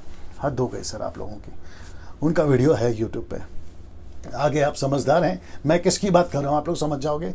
ऐसा कोई भी बकवास, मैं रिपीट करता हूं, ऐसा कोई भी बकवास किसी का भी हो, डैनियल राज का भी क्यों ना हो, मत सुनिए। एक एक चीज को, प्रेरितों की किताब उसका 17-11 के अनुसार आप उसको टैली करो। ये इसका स्टेटमेंट स्क्रिप्चर से मैच करता है कि नहीं करता। पौलुस के प्रचार को लोग करते थे और पौलुस ने खुद छूट दी थी, तो डैनियल राज भी छूट देता है आपको। मेरे एक एक स्क्रिप्चर को, माफ करिए, एक एक लाइन को आप स्क्रिप्चर से टैली करिए। यार ये डैनियल राज बोल तो रहा है लेकिन वचन से टैली कर रहा है, मैं खुद छूट दे रहा हूं आपको।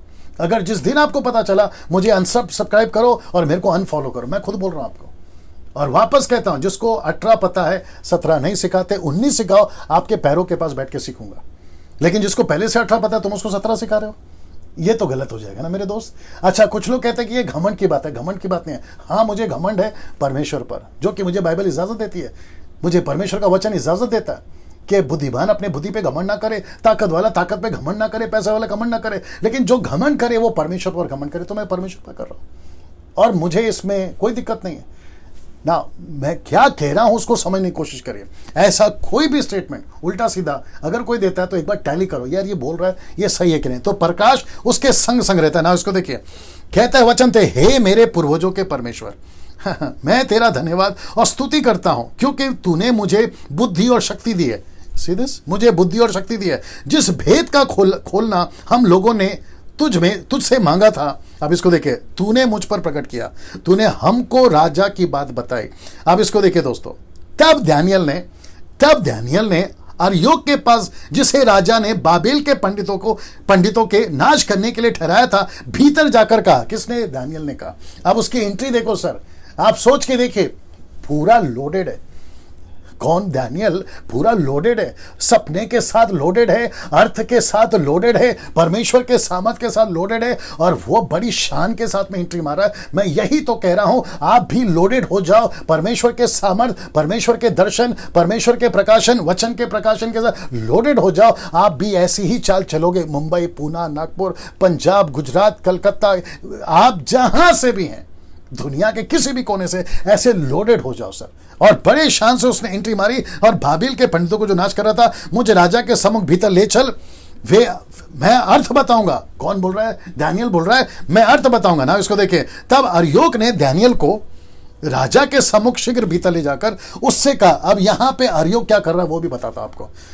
यहूदी बंधुओं में से एक पुरुष मुझको मिला है। तो अरयोक यहां पे क्रेडिट ले रहा है, वो कह रहा है मुझको मिला है। अब आप सोच के देखिए, इसमें हीरो का कोई हाथ नहीं है। ऐसे कुछ लोग हैं, करते कुछ नहीं है लेकिन क्रेडिट बहुत लेते हैं। ये उसमें से एक था। दानियल ने बोला चलो कोई बात नहीं, छोड़ दो, राजा को स्वप्न का अर्थ बताऊंगा। तो मुझे यहूदी बंधुओं में से, जिसको हम बांध कर लेकर आए थे ना, उन बंधुओं में से एक पुरुष मिला है जो यहूदी है। ये तांत्रिक नहीं है, ये काला जादू नहीं करता। मजा आएगा सर आपको। ये जादू नहीं करता, काला जादू नहीं करता। ये किसी देवी देवता मूर्ति पूजा, किसी प्रकार का क्या कहते हैं जादू टोना या तांत्रिक नहीं है। ये एक यहूदी है। बोला यहूदी कहां से लाए थे? यरूशलेम से लाए थे इसको। ये वही व्यक्ति है जो पहले अध्याय में आपको मिला था राजा। अब राजा इसके जब जैसे उसको देखता है, राजा क्या कहता है मैं आपको बताता हूं। राजा ने दानियल से, जिसका नाम बेलतशस्सर भी था, पूछा। ये नाम किसने रखा? इसी ने रखा, बेलतशस्सर। इसका मतलब ये इसके देवता का नाम का रखा है। वो नाम से उसने कहा कि जिसका नाम बेलतशस्सर भी है। पूछा, क्या पूछा देखिए, क्या तुझ में इतनी शक्ति है? क्योंकि उसके सामने जो पंडित खड़े थे ना, उनकी शक्ति तो फेल हो गई। बड़े ध्यान से सुनिएगा, मजा आएगा। क्या तुझ में इतनी शक्ति है कि जो स्वप्न मैंने देखा तू उसे अर्थ समेत मुझे बताएगा? मतलब मेरा सपना भी बताएगा और अर्थ भी बताएगा। ये चैलेंज उसने रखा। उसने बोला तू बता सकता है? वाह, आपको उसका जवाब सुनाता हूं। इधर देखिए, दानियल ने राजा को उत्तर दिया, जो भेद राजा पूछता है वह ना तो पंडित, ना तांत्रिक, ना ज्योतिष। बड़े ध्यान से सुनिएगा, मेरे साथ बने रहेगा। अभी बिल्कुल भी मोबाइल को छोड़ के नहीं जाना, मतलब बिल्कुल भी ऑफलाइन नहीं होना। ध्यान से सुनिए, मजा आएगा आपको। दानियल ने राजा को उत्तर दिया कि जो भेद राजा पूछता है वह ना तो पंडित, ना तांत्रिक, ना ज्योतिष, ना दूसरे भावी बताने वाले राजा को बता सकते हैं। वो नहीं बता सकते हैं। अब इसको देखिए, परंतु मजा आएगा सर, परंतु भेदों का प्रकट करने वाला परमेश्वर स्वर्ग में है। रिपीट कर दूं, लिखा है जो भेद को प्रकट करता है ना, वो एक परमेश्वर है, स्वर्ग में है। मैं आपके बीच में कुछ रख रहा हूं। उसी ने नबूकदनेस्सर राजा को जताया है कि अंत के दिनों में क्या क्या होने वाला है। ये अंत के दिनों को ब्रैकेट किया, उसको भी मैं बताऊंगा, ठीक है ना। तेरा स्वप्न, जो कुछ तूने पलंग पर पड़े हुए देखा, वह यह है। मैं अभी उसको बताने जा रहा हूं, तो मुझे इसको वापस रिपीट करने दीजिए। लिखा है, दानियल ने उत्तर दिया, जो भेद राजा पूछता है, ना पंडित, ना तांत्रिक, ना ज्योतिष, ना दूसरे भावी बताने वाले राजा को बता सके। किसको बताया पता है? दानियल को बताया। किसने बताया? जो परमेश्वर स्वर्ग में रहता है। आप जरा ध्यान से सुनिए। अपने भारत में 7 मेजर रिलीजन्स है। उन 7 मेजर रिलीजन्स में अपना क्रिश्चियन भी है। मैं क्रिश्चियन इसलिए बोल रहा हूं ताकि बात बाकी 6 आपको समझ में आ सके। हम क्रिश्चियंस नहीं, हम क्राइस्ट फॉलोवर्स हैं। हम यीशु के राज्य के लोग हैं। We don't call ourself Christians, never. ठीक है ना? बाकी भारत के बाहर कितने रिलीजन है मुझे नहीं मालूम। मैं उन सभी को आज एक प्लेटफॉर्म पे खड़ा कर रहा हूं। मेरा प्रश्न है, जब ये पंडित पूछ रहे थे अपने अपने देवता को, अपने अपने देवी को, अपने अपने पूजने वाले को, तो ये कहां थे साहब? ना उस वक्त के अल्लाह ने बताया, ना उस वक्त के ईश्वर ने बताया, ना उस वक्त के किसी ने भी बताया, नहीं बताया। लेकिन स्वर्ग के परमेश्वर ने दानियल पे प्रकट करा कि अंत के दिनों में क्या होने वाला है। मैं वापस आपको कहना चाहता हूं, कुछ लोग कहते हैं इनकी बाइबल बदल गई। मूर्ख हो तुम लोग। कुछ लोग कहते हैं इनका बाइबल करप्ट हो गया। मूर्ख हो तुम लोग। हम copies of copies of copies of copies पे लेकर चल रहे हैं। मेरे पास में हिंदी इंग्लिश ट्रांसलेशंस हैं, मेरे पास में बाकी और ट्रांसलेशंस हैं। इससे कोई फर्क नहीं पड़ता। अगर 10 साल पहले का भी न्यूज़पेपर उठाओगे ना, वो चाहे टाइम्स ऑफ इंडिया का हो, लोकसत्ता का हो, या फिर कहीं का भी हो, वो लोकसत्ता पेपर पे जो 10 साल पहले प्रिंट हुआ था ना घटना, वो चाहे कितनी भी पुरानी हो, तो क्या घटना बदल जाती है? घटना तो घटी थी ना। उसको जिसने प्रिंट किया था वो पेपर तो वही है ना सर, ओरिजिनल ही है ना। वो घटना भी ओरिजिनल है ना। लेकिन आप उसको 10 साल के बाद में भी पढ़ोगे तो वही पढ़ने में आएगा जो 10 साल पहले आपने पढ़ा था। क्या बात करते हो यार? और हमको हमारा ओरिजिनल मैन्युस्क्रिप्ट नहीं है। मैं मानता हूं इस बात को। बहुत सारे स्कॉलर्स और बहुत सारे इंटरनेशनल लेवल पे ये एक्सेप्ट कर चुके हैं कि हमारे पास में ओरिजिनल मैन्युस्क्रिप्ट नहीं है, लेकिन हमको उसकी जरूरत भी नहीं है। हमारे पास में जो copies of copies of copies है ना, वो आप काफी है सर, वो काफी है। हम उसको पढ़कर आपके बीच में आ रहे हैं। तुम्हारा रखकर तुमने क्या कर लिया, ये फिर प्रश्न उठेगा ना सर। तो वापस कहता हूं कि परमेश्वर एक है स्वर्ग में, एक बैठा है परमेश्वर, जो दानियल का परमेश्वर, जिसको अभी ये दानियल आपके बीच में प्रचार कर रहा है। आपको समझना होगा सर, सच्चाई क्या, कहीं बहुत देर ना हो जाए। आजकल तो वैसे ही सारे चारों तरफ मौत मंडरा रही है। इस आखिरी पल में, इस ऐसी घटना के परिस्थिति में सच्चे ईश्वर को जानो। ये सब फेल हो गए। जितने तांत्रिक मांत्रिक थे ना, जादू टोना, सब फेल हो गए सर। अगर कोई उस वक्त में खड़ा रहा मजबूती से, तो वो दानियल था, क्योंकि दानियल के साथ परमेश्वर था। ये आपको बात समझना होगा। आप जैसी प्रतिक्रिया देना चाहो आप लोग दे सकते हैं ना। दोस्तों, पलंग पर पड़े पड़े जो तूने देखा था, मैं उसका सपना बताऊंगा ना। इसको देखे, हे राजा, जब तुझको पलंग पर यह विचार आया। ये देख रहे हैं? तो मतलब आपने सपना नहीं देखा था, आप सोच रहे थे किसके बारे में? अंत के बारे में। इसलिए लिखा है कि भविष्य में क्या क्या होने वाला है, आप मात्र सोच रहे थे। तब परमेश्वर ने आपको प्रकट किया। नबूकदनेस्सर जी, आपको प्रकट किया, किसी और ने नहीं किया, किसी और ईश्वर ने नहीं किया। किसी और पेड़ पे बैठने वाला, पेड़ के नीचे बैठने वाला, पत्थर पे रहने वाला, पत्ते पे रहने वाला, सूरज चांद को पूजा करने वाला किसी ने प्रकट नहीं किया। उसको यहोवा एलोहिम, यशु, थियोस ने प्रकट किया। ग्रीक वर्ड है थियोस, मतलब गॉड। उसने प्रकट किया और उसने बताया कि भविष्य में क्या क्या होने वाला।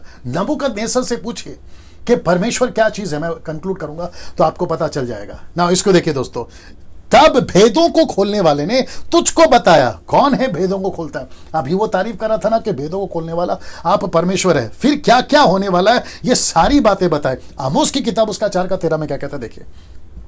देख, पहाड़ों का बनाने वाला और पवन का सिरजने वाला, जो मनुष्य को उसके मन का विचार, ये देख रहे, मन का विचार बताने वाला, भोर को अंधकार करने वाला, भोर को अंधकार करने वाला, जो पृथ्वी के ऊंचे स्थानों पर चलने वाला, उसी का नाम सेनाओं का यहोवा परमेश्वर यहोवा है। Can you believe this? आप ताली बजा सकते हैं जहां बैठकर देख रहे हैं। आप नीचे आमीन टाइप जैसा चाहें आप वैसा कर सकते हैं। ये है मनों का विचार प्रकट करने वाला। और अच्छों को परमेश्वर मनों का विचार प्रकट करता है, वो चाहे विश्वासी हो या अविश्वासी हो, क्योंकि परमेश्वर को अपना झंडा गाड़ना है। ओल्ड टेस्टमेंट की बात कर रहा हूं। आज तो परमेश्वर की कलीसिया है, वो काफी है ना। इसको देखिए दोस्तों, अब वचन 30 में, मुझ पर यह भेद। दानियल की नम्रता देखिए, इसलिए यह आदमी बड़ा अच्छा है। वो कहता है मुझ पर यह भेद इस कारण नहीं खोला गया कि मैं और सब प्राणियों से अधिक बुद्धिमान हूं। अब देखो, परंतु केवल इस कारण खोला गया कि स्वप्न का अर्थ राजा को बताया जाए और तू अपने मन के विचार समझ सके। मतलब मेरा कोई क्रेडिट नहीं है। मेरा कोई क्रेडिट नहीं है। मैं 8 घंटा प्रार्थना करता हूं ऐसी भाषाओं में जिसको जिब्रिश कहते हैं, तब मुझे पावर मिलेगा, बकवास है। दानियल कहता है मैंने प्रार्थना किया इसलिए मुझे मिला। नो, ये परमेश्वर का अनुग्रह है। मैं रिक्वेस्ट करता हूं कि जितने भी अभी प्रभु के दास लोग मुझे देख रहे हैं, मुझे नहीं पता कौन कौन देख रहा होगा, कौन से कंट्री से देख रहा होगा, सर कभी कभी किसी भी चीज का क्रेडिट नहीं लेना। जिस दिन तुम क्रेडिट लोगे, मैं चौथे अध्याय पे आऊंगा तब बताऊंगा घमंडीपन का क्या असर हो, क्या बोलते हैं उसका अंजाम क्या होता है। जी, उसका अंजाम क्या होता है। कभी क्रेडिट नहीं लेना। आपके साथ जो भी हो रहा है परमेश्वर को महिमा दीजिए। इस व्यक्ति से हम ये सीख सकते हैं ना। वक्त को ध्यान में रखना है दोस्तों ना। इसको देखिए, राजा का स्वप्न पद 1 में, जो कि मैं आपको बता चुका हूं। दूसरा है असफल ज्योतिष, जो कि फेल हो गए। तीसरा परमेश्वर का सच्चा दास एंट्री मार चुका, यानी कि दानियल। अब बात करते हैं स्वप्न और उसका अर्थ की, जो कि ये रहा स्वप्न और उसका अर्थ। मैंने ये इसलिए रखा है ताकि आपको बराबर याद हो कि हम कौन से कड़ी में चल रहे हैं। 5 बातें, राजा का स्वप्न, असफल ज्योतिष, परमेश्वर का सच्चा दास, स्वप्न का अर्थ और दानियल का सम्मान। ये 5 बातें आपको बताऊंगा चैप्टर 2 में। नाउ अब चलते हैं 5 किंगडम्स पे, जो कि राजा ने जो सपना देखा उसमें 5 राज्य हैं। आइए देखते कौन सा। नाउ सबसे पहले वचन 31, यहां सब ठीक है जी दोस्तों। मैं इसको रख रहा हूं थोड़ी देर के लिए जी। लिखा है 31 में, दानियल के 2nd चैप्टर पे हम, और वचन 21 पे चल रहे हैं, ठीक है। ये चौथा पॉइंट है। लिखा है कि हे राजा, जब तू देख रहा था, दानियल सपना बता रहा है, तब तूने एक बड़ी मूर्ति खड़ी देखी। तब एक बड़ी मूर्ति देख पड़ी। ये इसको मैंने ब्रैकेट किया। बड़ी से मतलब वाकई में बड़ी। अब वो कितनी बड़ी थी इसका कोई मेजर नहीं है हमारे पास, लेकिन लिखा है बड़ी तो इसका मतलब है बड़ी, ठीक है ना, बहुत बड़ी। ना इसको देखिए, फिर मूर्ति जो तेरे सामने खड़ी थी, अब इसको देखो, वो लंबी चौड़ी थी, बड़ी लंबी चौड़ी। अब आप देख लो कितनी बड़ी होगी। फिर उसकी चमक अनुपम थी, इसका मतलब है बहुत शानदार चमक रहा था। जो मूर्ति थी ना वो बहुत चमक रही थी। याद रखो, बड़ी और चमक रही थी। अब ये देखो, और लिखा है भयंकर था। शब्द भयंकर, इसके कई मतलब है, मैं बताऊंगा आपको। तो पहला है बड़ी, दूसरा है चमकदार और तीसरा है भयंकर। अब ये क्यों ऐसा है, जैसे आप आगे सुनते जाओगे आप हर चीज से कनेक्ट होते जाओगे, ठीक है। मेरे साथ में बने रहेगा ना। मूर्ति आप देख लीजिए, दिख रहा है उसमें, मूर्ति आप देख लीजिए, और वाकई में विशाल है। अभी फोटो में ऐसा आपको दिख रहा है, वाकई में विशाल है और वाकई में भयंकर है। यहां सब ठीक है, वाकई में भयंकर है, ठीक है ना। इसको देखिए, वचन 32, उस मूर्ति का सिर तो, अब यहां से डिस्क्रिप्शन स्टार्ट हो रहा है, मतलब रूपरेखा। आइए देखते क्या है। सबसे पहला, मूर्ति का सिर तो शुद्ध सोने का था। मतलब आप इसको कौन सा कैरेट दे सकते दे दीजिए, लिखा है शुद्ध सोने का था। जमीन पे बेहतर से बेहतर सोना, वो सोने का जिक्र कर रहा है, शुद्ध सोने का था। उसकी छाती और बाजुएं चांदी की, सोना चांदी। फिर आता है उसका पेट और जांग पीतल का, brass, gold, silver and brass, सोना चांदी पीतल। अब ये रहा उसकी टांगे लोहे की। तो यहां पे 4 मेटल हो गए, एक है सोना, दूसरा है चांदी, तीसरा है आपका ब्रास यानी पीतल, चौथा है लोहा। ना इसको देखिए, उसके पांव कुछ तो लोहे के और कुछ मिट्टी के थे। मैं चित्र दिखाऊंगा आपको, परेशान नहीं होना, मैं चित्र दिखाऊंगा आपको। तो ये उसने ऐसा देखा। अब मैं आपको बताने जा रहा हूं वो दिखा कैसे, जो कि आपको मदद के लिए फोटो लिया है, लेकिन हूबहू ऐसा ही है इसकी कोई गारंटी नहीं है। तो पहला हुआ सोना, दूसरा हुआ चांदी, तीसरा हुआ पीतल और चौथा हुआ लोहा। और ये रहा लोहा और कीचड़ मिला हुआ, लोहा और कीचड़ मिला हुआ। और ये रही उसकी कंप्लीट फोटो। सब ठीक है, ये रही उसकी कंप्लीट फोटो, आप देख लीजिए। अब आप मुझे बताइए, चमकदार है, बड़ी विशाल है, अनुपम है, भयंकर है। भयंकर से और मेरा मतलब अभी रखूंगा आपको आगे, ठीक है ना। तो ऐसा दृश्य राजा जी आपने देखा। अब ये दृश्य का क्या क्या अर्थ है वो भी बताएंगे आपको ना। इसको देखिए, फिर देखते देखते, और एक है 5 बोला था ना, फिर देखते देखते तूने क्या देखा। ये दूसरा सपना, इसलिए कहा ड्रीम्स, सपने, है ना, प्लूरल नॉट सिंगुलर, ठीक है ना। फिर देखते देखते तूने क्या देखा कि एक पत्थर ने, लिखा है बिना किसी खोदे आप ही आप उखड़ कर उस मूर्ति के पांव पर लगकर लोहे और मिट्टी के थे उसको चूर चूर कर डाला। मैं आपको बता देता हूं, चित्र देख लीजिए, चूर चूर कर डाला। एक कहीं से पत्थर आता है, खुद से आता है, किसी के हाथ से नहीं आता, खुद अपनी मर्जी से आता है और तेरे मूर्ति को लगता है, पत्थर को, पैरों को लगता है और लिखा है कि उसको चूर चूर कर देता है। ना इसको देखिए वचन 35, तब लोहा, मिट्टी, पीतल, चांदी, सोना भी सब चूर चूर हो गया और धूप काल में खलिहानों के भूसे के समान हवा से ऐसे उड़ गया कि उनका कहीं पता न रहा। और वह पत्थर जो मूर्ति पर लगा था वह बड़ा पहाड़ बनकर सारी पृथ्वी में फैल गया। ये पहाड़ कौन है मेरे दोस्तों? ये पत्थर कौन है? एक एक चीज का खुलासा आपके बीच में करने जा रहा हूं। मुझे पता है कि 9 बज चुके हैं, लेकिन मैंने आपसे पहले ही कह दिया था कि मुझे थोड़ा सा वक्त दीजिए। जी, उसका टेम्परेचर बढ़ा दो, मतलब 21 कर दो, 20 कर दो, जैसा भी ठीक लगे। देख लो क्या करना है दोस्तों। अभी तक आपने सब कुछ देख लिया ना, वो पत्थर आ रहा है और वो मूर्ति पे लग रहा है। मैं वो पत्थर दिखा देता हूं, ये देख लीजिए, दिख रहा है उसमें, इधर देख लो। ये है वो पत्थर, इस पे जैसे ही टकरा है ना, मुझे नहीं पता कि कोई मेरा हिंदू भाई अभी मुझे देख रहा होगा, कोई मुस्लिम मुझे देख रहा होगा, कोई बुद्धिस्ट मुझे देख रहा होगा, या कोई जूइश कहीं से भी देख रहा होगा। आप सोच रहे होंगे ये सफेद कोट वाला बोल क्या रहा है। ये एक ऐसी बाइबल की एक ऐसी किताब है जिसका नाम है द बुक ऑफ डैनियल। आप इसको गूगल पे पढ़ सकते हैं, आप इसको ऑनलाइन पढ़ सकते हैं, आप इसकी पूरी जानकारी विकिपीडिया के माध्यम से पा सकते हैं। ये सारी घटनाएं पढ़ी हैं, आपको मेरी बाइबल पढ़ने की जरूरत नहीं, वहीं पर मसाला पड़ा हुआ है।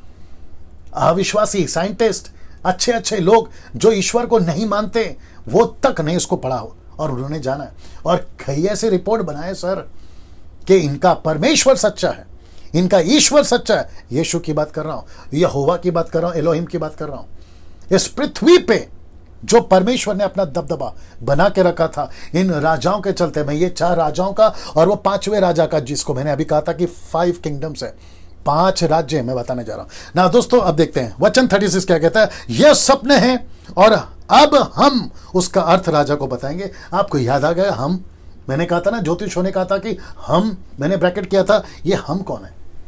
ऑफ कोर्स एक है दानियल और दूसरा है उसका परमेश्वर। तो दानियल कहता है कि मैं नहीं बता सकता, लेकिन मेरे अंदर एक रहता है, वो बताएगा। इसलिए ज्योतिषों ने क्या कहा कि पृथ्वी पे कोई ईश्वर मनुष्य के अंदर रहता होगा, वही बता पाएगा। तो दानियल ने कहा ठीक है ना भाई, मेरा परमेश्वर मेरे अंदर रहता है। जितने विश्वासी अभी मुझे सुन रहे हैं, आप अपनी पीठ थपथपा लीजिए। आपका परमेश्वर पत्थर में नहीं रहता, आपका परमेश्वर पेड़ में नहीं रहता, आपका परमेश्वर मोमबत्ती, अगरबत्ती, फूल माला में नहीं रहता, आपका परमेश्वर नारियल में नहीं रहता, आपका परमेश्वर आकाश के तार छांदों में नहीं रहता। आपका परमेश्वर क्रिएटर है, क्रिएशन नहीं है। आपका परमेश्वर क्रिएटर है और वो क्रिएटर आपके अंदर रहता है। अपनी पीठ थपथपा लीजिए, जैसी प्रतिक्रिया देना चाहो दे दीजिए। ये है हमारा परमेश्वर और उसी के चलते हमको घमंड है। अब कुछ लोगों को नहीं समझ में आता, कोई बात नहीं, लेकिन आज नहीं तो कल देर सवेर उनको जिस दिन समझ में आएगी, मेरा वीडियो, मेरी बातें उनको जरूर समझ में आएगी और आप जैसे लोगों की भी ना। तब यहां पर राजा को कहता है यह सपने हैं, अब हम उसका अर्थ राजा को समझा देते हैं। तो अभी तक सपना बताया, अभी अर्थ बताने जा रहा है। आप मेरे साथ में बने रहे ना। देखिए यहां पे क्या लिखा, देखिए वचन 47 जी। हे राजा, तू तो महाराज धीराज है। मतलब पहले तारीफ हो रही है, और मैंने कहा था ना ये राजा का दबदबा पूरी पृथ्वी पर है। ये वचन आ गया क्योंकि स्वर्ग के परमेश्वर ने तुझको राज्य, सामर्थ, शक्ति और महिमा दी है। और इसलिए मैंने उसका पैलेस दिखाया आपको। ये कितना रॉयल था, ये कैसी ठाट बाट से रहता था। इसका पूरा का पूरा इलाका 60 किलोमीटर में फैला हुआ। 60 किलोमीटर आप समझते हैं? 60 किलोमीटर। मैं अभी जहां रहता हूं, अगर मुझे मुंबई से, कोलाबा जहां रहता हूं, यहां से अगर मुझे बदलापुर जाना है तब जाकर होता है 60 किलोमीटर, या थाना बोल दीजिए या कल्याण बोल दीजिए, वहां तक आ जाएगा 60 किलोमीटर, अगर मैं गलत नहीं हूं। इतना लंबा इसका पहले से सर। ऐसा व्यक्ति को दानियल कहता है कि हे राजा, तू जो महाधिराज है, क्योंकि स्वर्ग के परमेश्वर ने तुझको राज्य, सामर्थ, शक्ति, महिमा दी है। और जहां कहीं मनुष्य पाए जाते हैं, याद रखो, जहां कहीं, हिंदुस्तान की भी बात कर रहा हूं, जहां कहीं मनुष्य पाए जाते हैं वहां उसने इन सभी को, और मैदान के जीव जंतु, आकाश के पक्षी भी तेरे वश में कर दिए हैं। तुझको उन सब का अधिकार ठहराया गया। सोच के देखिए राजा नबूकदनेस्सर का दबदबा। यह सोने का सिर तू है राजा, ये सोने का सिर तू है राजा। तो वो सोना कौन था? राजा था। ये देख लीजिए, ये देख लीजिए, जिसको कहते हैं नबूकदनेस्सर, जिसने राज किया बेबीलोन पर 605 BC टू 539 BC। और जबकि इसने 43 टू 45 ईयर्स उसने राज किया, लेकिन उसके बाद में बेबीलोन का राज बना रहा। उसके बच्चे के बच्चे के बच्चे लोगों ने राज किया, ठीक है ना। ना अब आप कहोगे कि डैनियल भाई सोना क्यों? तो ये सारी चीजें आपको समझाने के लिए, क्योंकि इनकी पहचान सोने से ही होती थी। मतलब जो जो राज्य है जिसमें ज्यादा फेमस होता है, जैसे बीजेपी की निशानी कमल है, कांग्रेस की निशानी पंजाब है, जिसको कहते हैं अपोक्लिप्टिक, जो मैं रेवलेशन के डब्बे बता चुका हूं, जिसका मतलब है छिन्न, दर्शन या पिक्चर या इमेजेस, ये बताता है अपोक्लिप्टिक, ठीक है ना। सो यहां पे बेबीलोन की पहचान है सोना, जिसके चलते ये हुआ। अब देखिए दूसरा, तेरे बाद एक राज्य आएगा, तो इसका मतलब है वो मूर्ति या स्ट्रक्चर, जो कि मूर्ति पूजा उसकी बात नहीं कर रहा हूं, स्ट्रक्चर जो ढांचा आपने देखा था वो दरअसल में ढांचा नहीं था, वो राज्य था। तो पहला राज्य राजा आप खुद हैं, आप सोने की जो मूर्ति आपने देखी थी ना सर, वो आप हैं। दूसरा राजा आपके बाद आएगा, लिखा है तेरे बाद एक और राज्य आएगा और उदय होगा जो तुझसे छोटा होगा, मतलब बेबीलोन से छोटा होगा, नबूकदनेस्सर से छोटा होगा, बेबीलोन से छोटा होगा। आइए देखते हैं वो कौन सा है, और वह है मादी फरासी, Medo and Persian, Medo Persia, यह है वो मादी फरासी, जो कि 539 BC टू 331 BC तक राज करा, और उनका निशानी था चांदी, उनकी पहचान होती थी चांदी से। तो परमेश्वर ने दानियल के द्वारा जो राजा ने स्वप्न देखा था, उसका खुलासा परमेश्वर ने, मैं वापस कहता हूं, सिंबॉलिक है, एपोक्लिप्टिक है, छिन्न है, दृश्य है, उसके रूप में परमेश्वर बात कर रहा है। अब आप लोग सोचोगे कि डैनियल भाई परमेश्वर अपोक्लिप्टिक या छिन्न के रूप में क्यों बात कर रहा है। अब आप सोच के देखिए, अगर परमेश्वर राजाओं का नाम बता देगा कि वो राजा ने, वो उसके बारे में मैं बोल रहा हूं, तो आपको नहीं लगता है कि पहली बात तो जो सपना बताएगा उसका तो खेल ही खत्म हो जाएगा। जो राजा को पता चलेगा वो राजा को पहले से मार दिया जाएगा। तो परमेश्वर जानता है कि कैसे बैलेंस करना है, उसके चलते परमेश्वर ऐसा बात कर रहा है, ठीक है ना। ये भी आपको समझना होगा।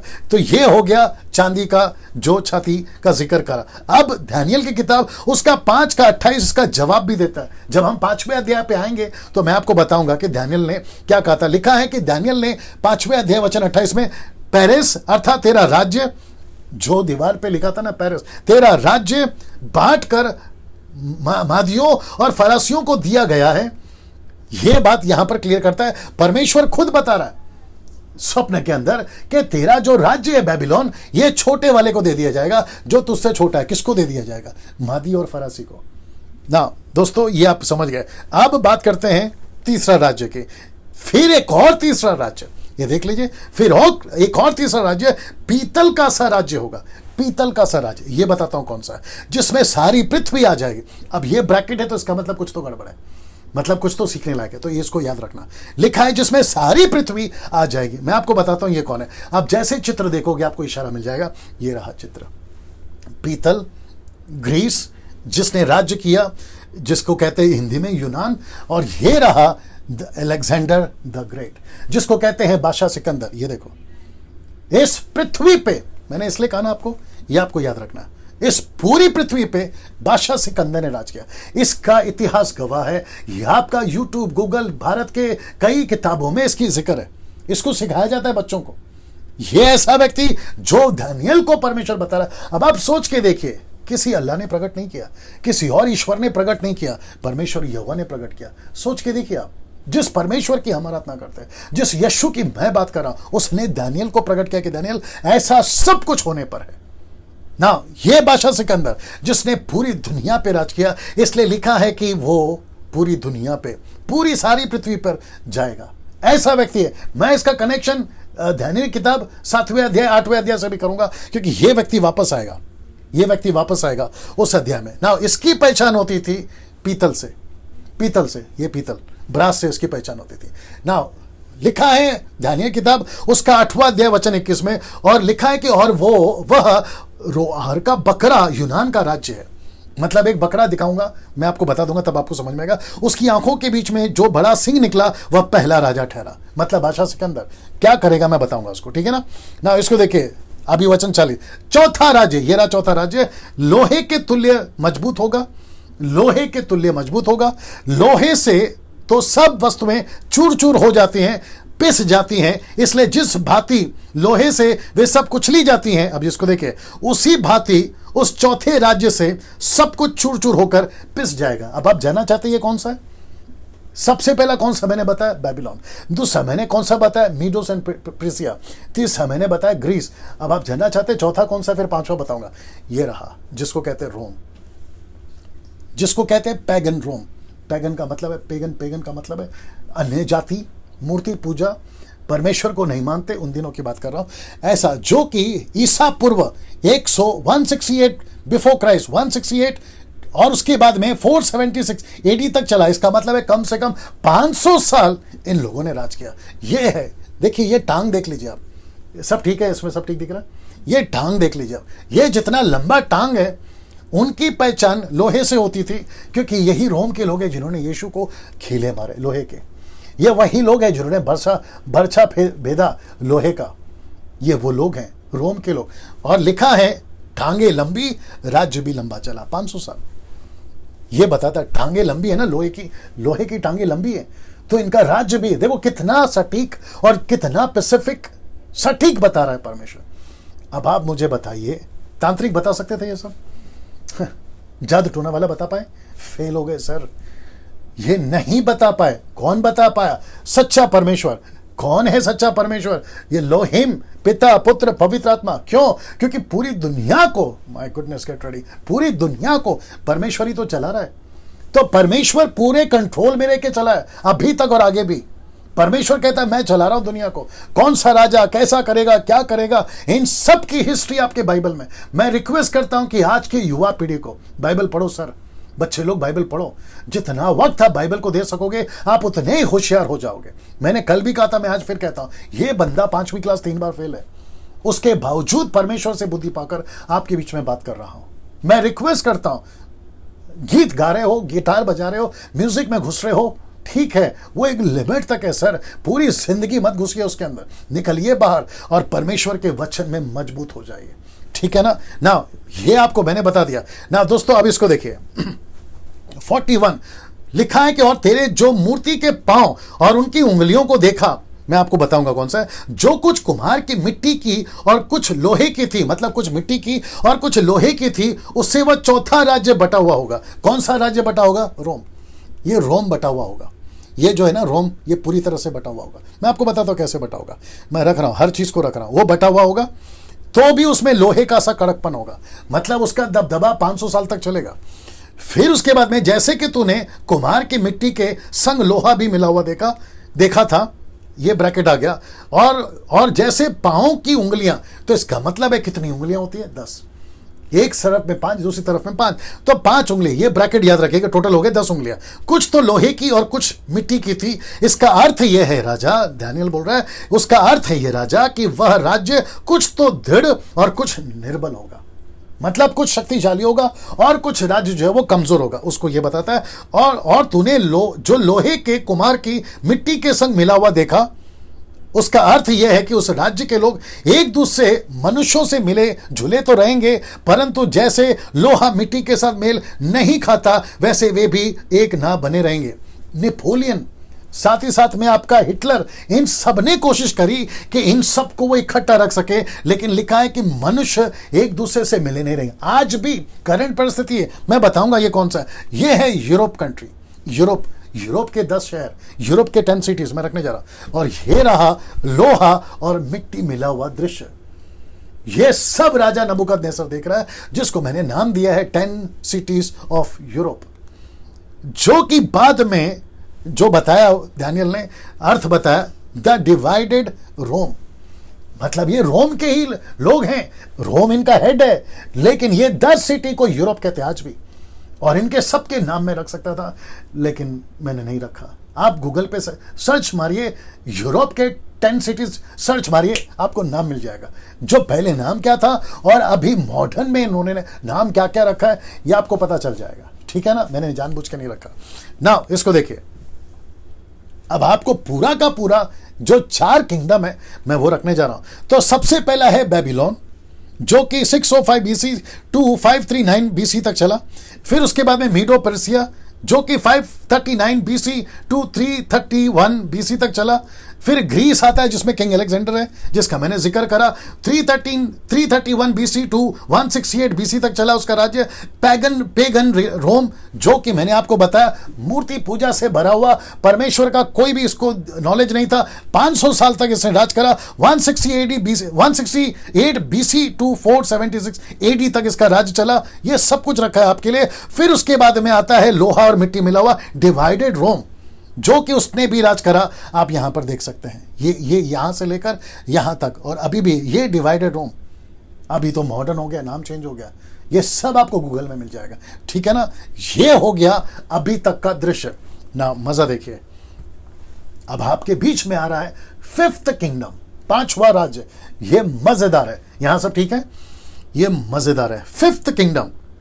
और इसके दो थियरी हैं, लेकिन मैं जाऊंगा दूसरे वाले के साथ, ठीक है ना। दो थियरी है, एक है चर्च और दूसरा है क्राइस्ट। मैं आपको पहले बता देता हूं कि वो पत्थर कौन है, उसके लिए आपको ये मैंने बता दिया। फिफ्थ किंगडम, दो थियरी हैं, टू थियरीज। क्या क्या है, एक है चर्च और दूसरा है क्राइस्ट। कुछ लोग कहते हैं ये चर्च है, मैं आपको पहले बता देता हूं। फर्स्ट थियरी चर्च, ठीक है ना। ना पहले वचन पढ़ते हैं, लिखा है कि और उन राजाओं के दिनों में स्वर्ग का परमेश्वर एक ऐसा राज्य उदय करेगा जो अनंत काल तक ना टूटेगा और ना वह किसी दूसरी जाति के हाथ में किया जाएगा, वरन वह उन सब पर राज्यों को चूर चूर करेगा, उनका अंत कर डालेगा और वह सदा स्थिर रहेगा। तो इस वचन के आधार पर मैंने चर्च डाला था। यहां पे दो थियरी रखी थी ना, चर्च डाला था। तो ये वचन मैं इसके सपोर्ट में उतना नहीं हूं। मैं जब रखूंगा ना क्राइस्ट को, मैं उसके सपोर्ट में जाता हूं, लेकिन दोनों रख देता हूं। आपको जैसा ठीक लगे आप लेके चलिए। वो चूर चूर कर देगा, यानी कि चर्च कैसे, मैं आपको बताता हूं। मत्ती की किताब उसका 16 का 18 से 19 तक यीशु ने पतरस से क्या कहता है, याद आ जाएगा आपको। लिखता है, और मैं भी तुझसे कहता हूं कि तू पतरस है। फिर कहता है कि और मैं इस पत्थर पर अपनी कलीसिया बनाऊंगा। तो इसका कनेक्शन पत्थर से तो है। मैं वापस कहता हूं, मैं इसके साथ ज्यादा नहीं जा रहा हूं, लेकिन मैं दोनों थियरी आपके बीच में रख रहा हूं और कोई दिक्कत नहीं है इसके साथ जाने में भी। बात तो एक ही है ना, परमेश्वर को महिमा मिल रही है, कलीसिया यीशु की है ना, ठीक है ना। पतरस है और पत्थर पर मैं अपनी कलीसिया बनाऊंगा, अधोलोक के फाटक उस पर प्रबल होंगे। जो कि अभी ठीक पहले वचन पढ़ा, मैं तुझे स्वर्ग की कुंजियां दूंगा और जो कुछ तू पृथ्वी पर बांधेगा वो स्वर्ग में बंधेगा और जो कुछ तू पृथ्वी पर खोलेगा वो स्वर्ग में खुलेगा। तो ये बताता है, जो पिछला वचन अभी हमने पढ़ा, ये उसको मैच करता है, कॉन्ट्रडिक्ट नहीं करता है। उसके चलते मैंने रखा ना। इसको देखिए, वचन 45, जैसा तूने देखा कि एक पत्थर किसी के हाथ के बिना खोदे पहाड़ से उखड़कर, इसको भी बताऊंगा, उसने लोहे, पीतल, मिट्टी, चांदी और सोने को चूर चूर किया।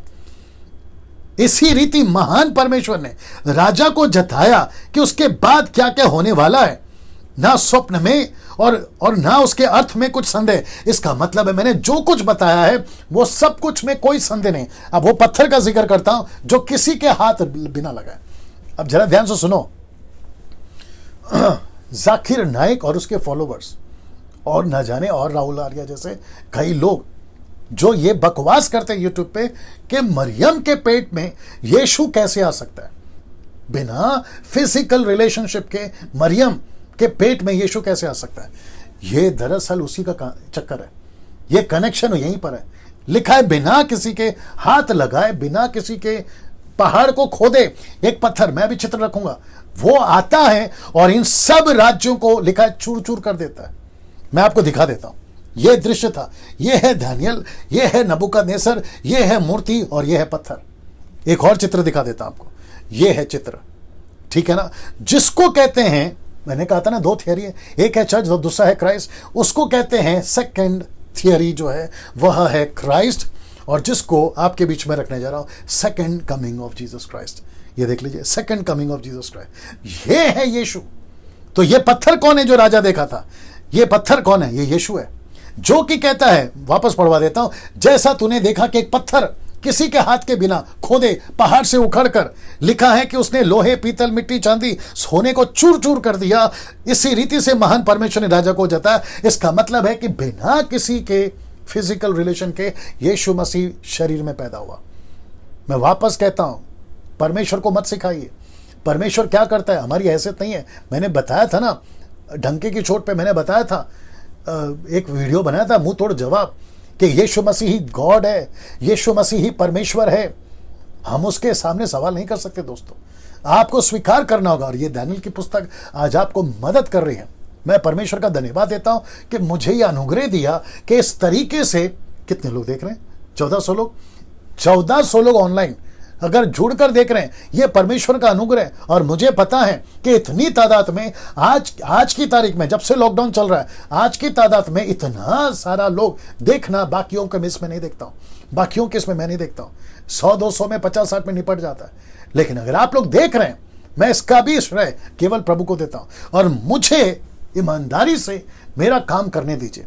अगर आप लोगों को प्रभु ने मुझे दिया है, मैं आपको ट्रेन करूं, सिखाऊं, मैं पूरी ईमानदारी के साथ सिखा रहा हूं। डंके की चोट पे बोल रहा हूं, यीशु मसीह सच है। किसी शारीरिक संबंध से वो पैदा नहीं हुआ। मनुष्य के, औरत के पेट में बच्चा कैसे, तुम होते कौन हो पूछने वाले कि मरियम के पेट में यीशु कैसे आ गया? तुम्हारी हैसियत है, तुम्हारी औकात है, उस परमेश्वर के साथ में तुम ये सवाल करोगे, तुमको पीस के रख देगा वो। तुम जो भी हो, राहुल आर्या या फिर तुम्हारा जाकिर नायक या फिर उसके फॉलोवर्स, आप कैसे, और भी कई लोग हैं, क्या कहते हैं उसको मुंबई की भाषा में, चंटर पंटर लोग और भी हैं। मैं उन सभी को कहना चाहता हूं, तो हमारी औकात नहीं है, आपकी औकात नहीं है परमेश्वर के ये सवाल पूछे कि मरियम के पेट में यीशु मसीह आ कैसे गया। कैसे पूछ लेते हो यार तुम? एक दिन तुमको यीशु के सामने ऐसे खड़ा होना होगा और तुमको एक एक शब्द का हिसाब देना होगा। मजाक नहीं है, पीस के रख देगा। चौथा अध्याय को मिस नहीं करना। कल तीसरा अध्याय है, वो भी जबरदस्त है, लेकिन चौथा अध्याय में इसी राजा ने कैसा मन फिराया मैं बताऊंगा। और उस वक्त में हो सकता है कि कई लोगों की होश ठिकाने आएगी। मेरे साथ में बने रहिए, मैं थोड़ी देर में खत्म कर रहा हूं। फिर लिखता है कि ये सारा चीज बताया और इसमें कोई संदेह नहीं है, इसमें कोई संदेह नहीं है कि मैंने तेरा अर्थ जो है बराबर बताया ना। अब इसको देखिए, ये पत्थर कौन है?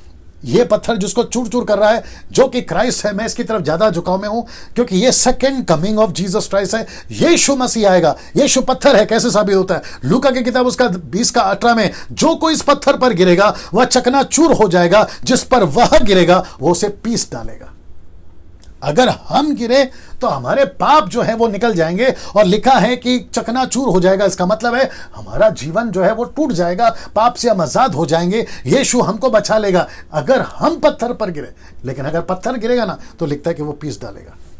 तो आप यीशु पे गिरो, ये बर्दाश्त है, लेकिन यीशु आप पर नहीं गिरना चाहिए, नहीं तो वो तुमको पीस डालेगा। ये बात को समझिए ना। दानियेल की किताब उसका 7 का 13 से 14 लिखा है, मैंने रात में ये स्वप्न देखा और देखो मनुष्य के संतान सा कोई आकाश के बादलों समेत देख रहे हो ना, बादलों समेत आ रहा था। वह उसी प्राचीन के पास पहुंचा, उसको वे उसके समीप लाए।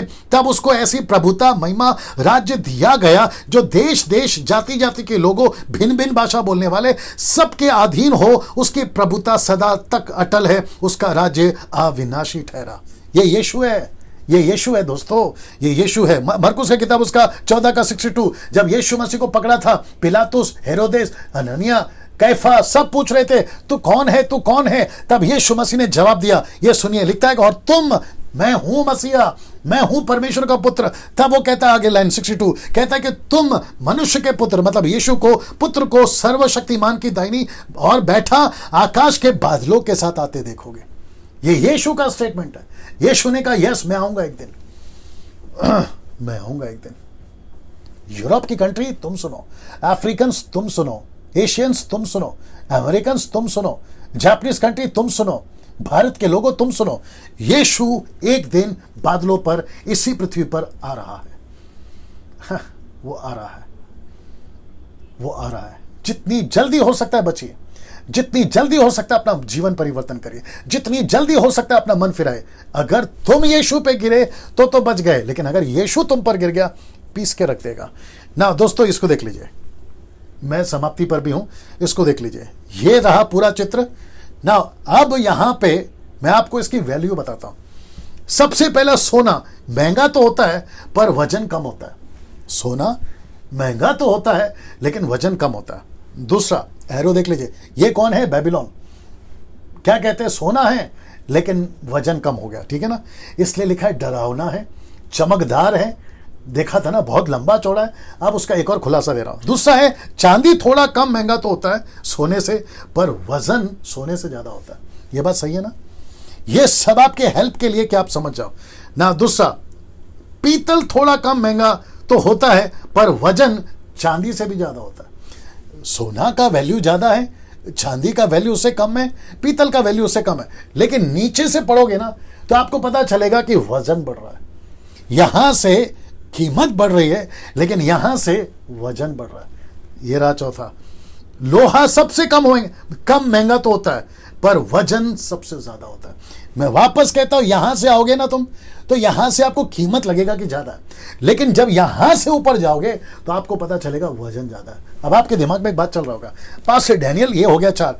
पांचवे का वैल्यू और पांचवे का वजन क्या है, आइए बताते हैं आपको।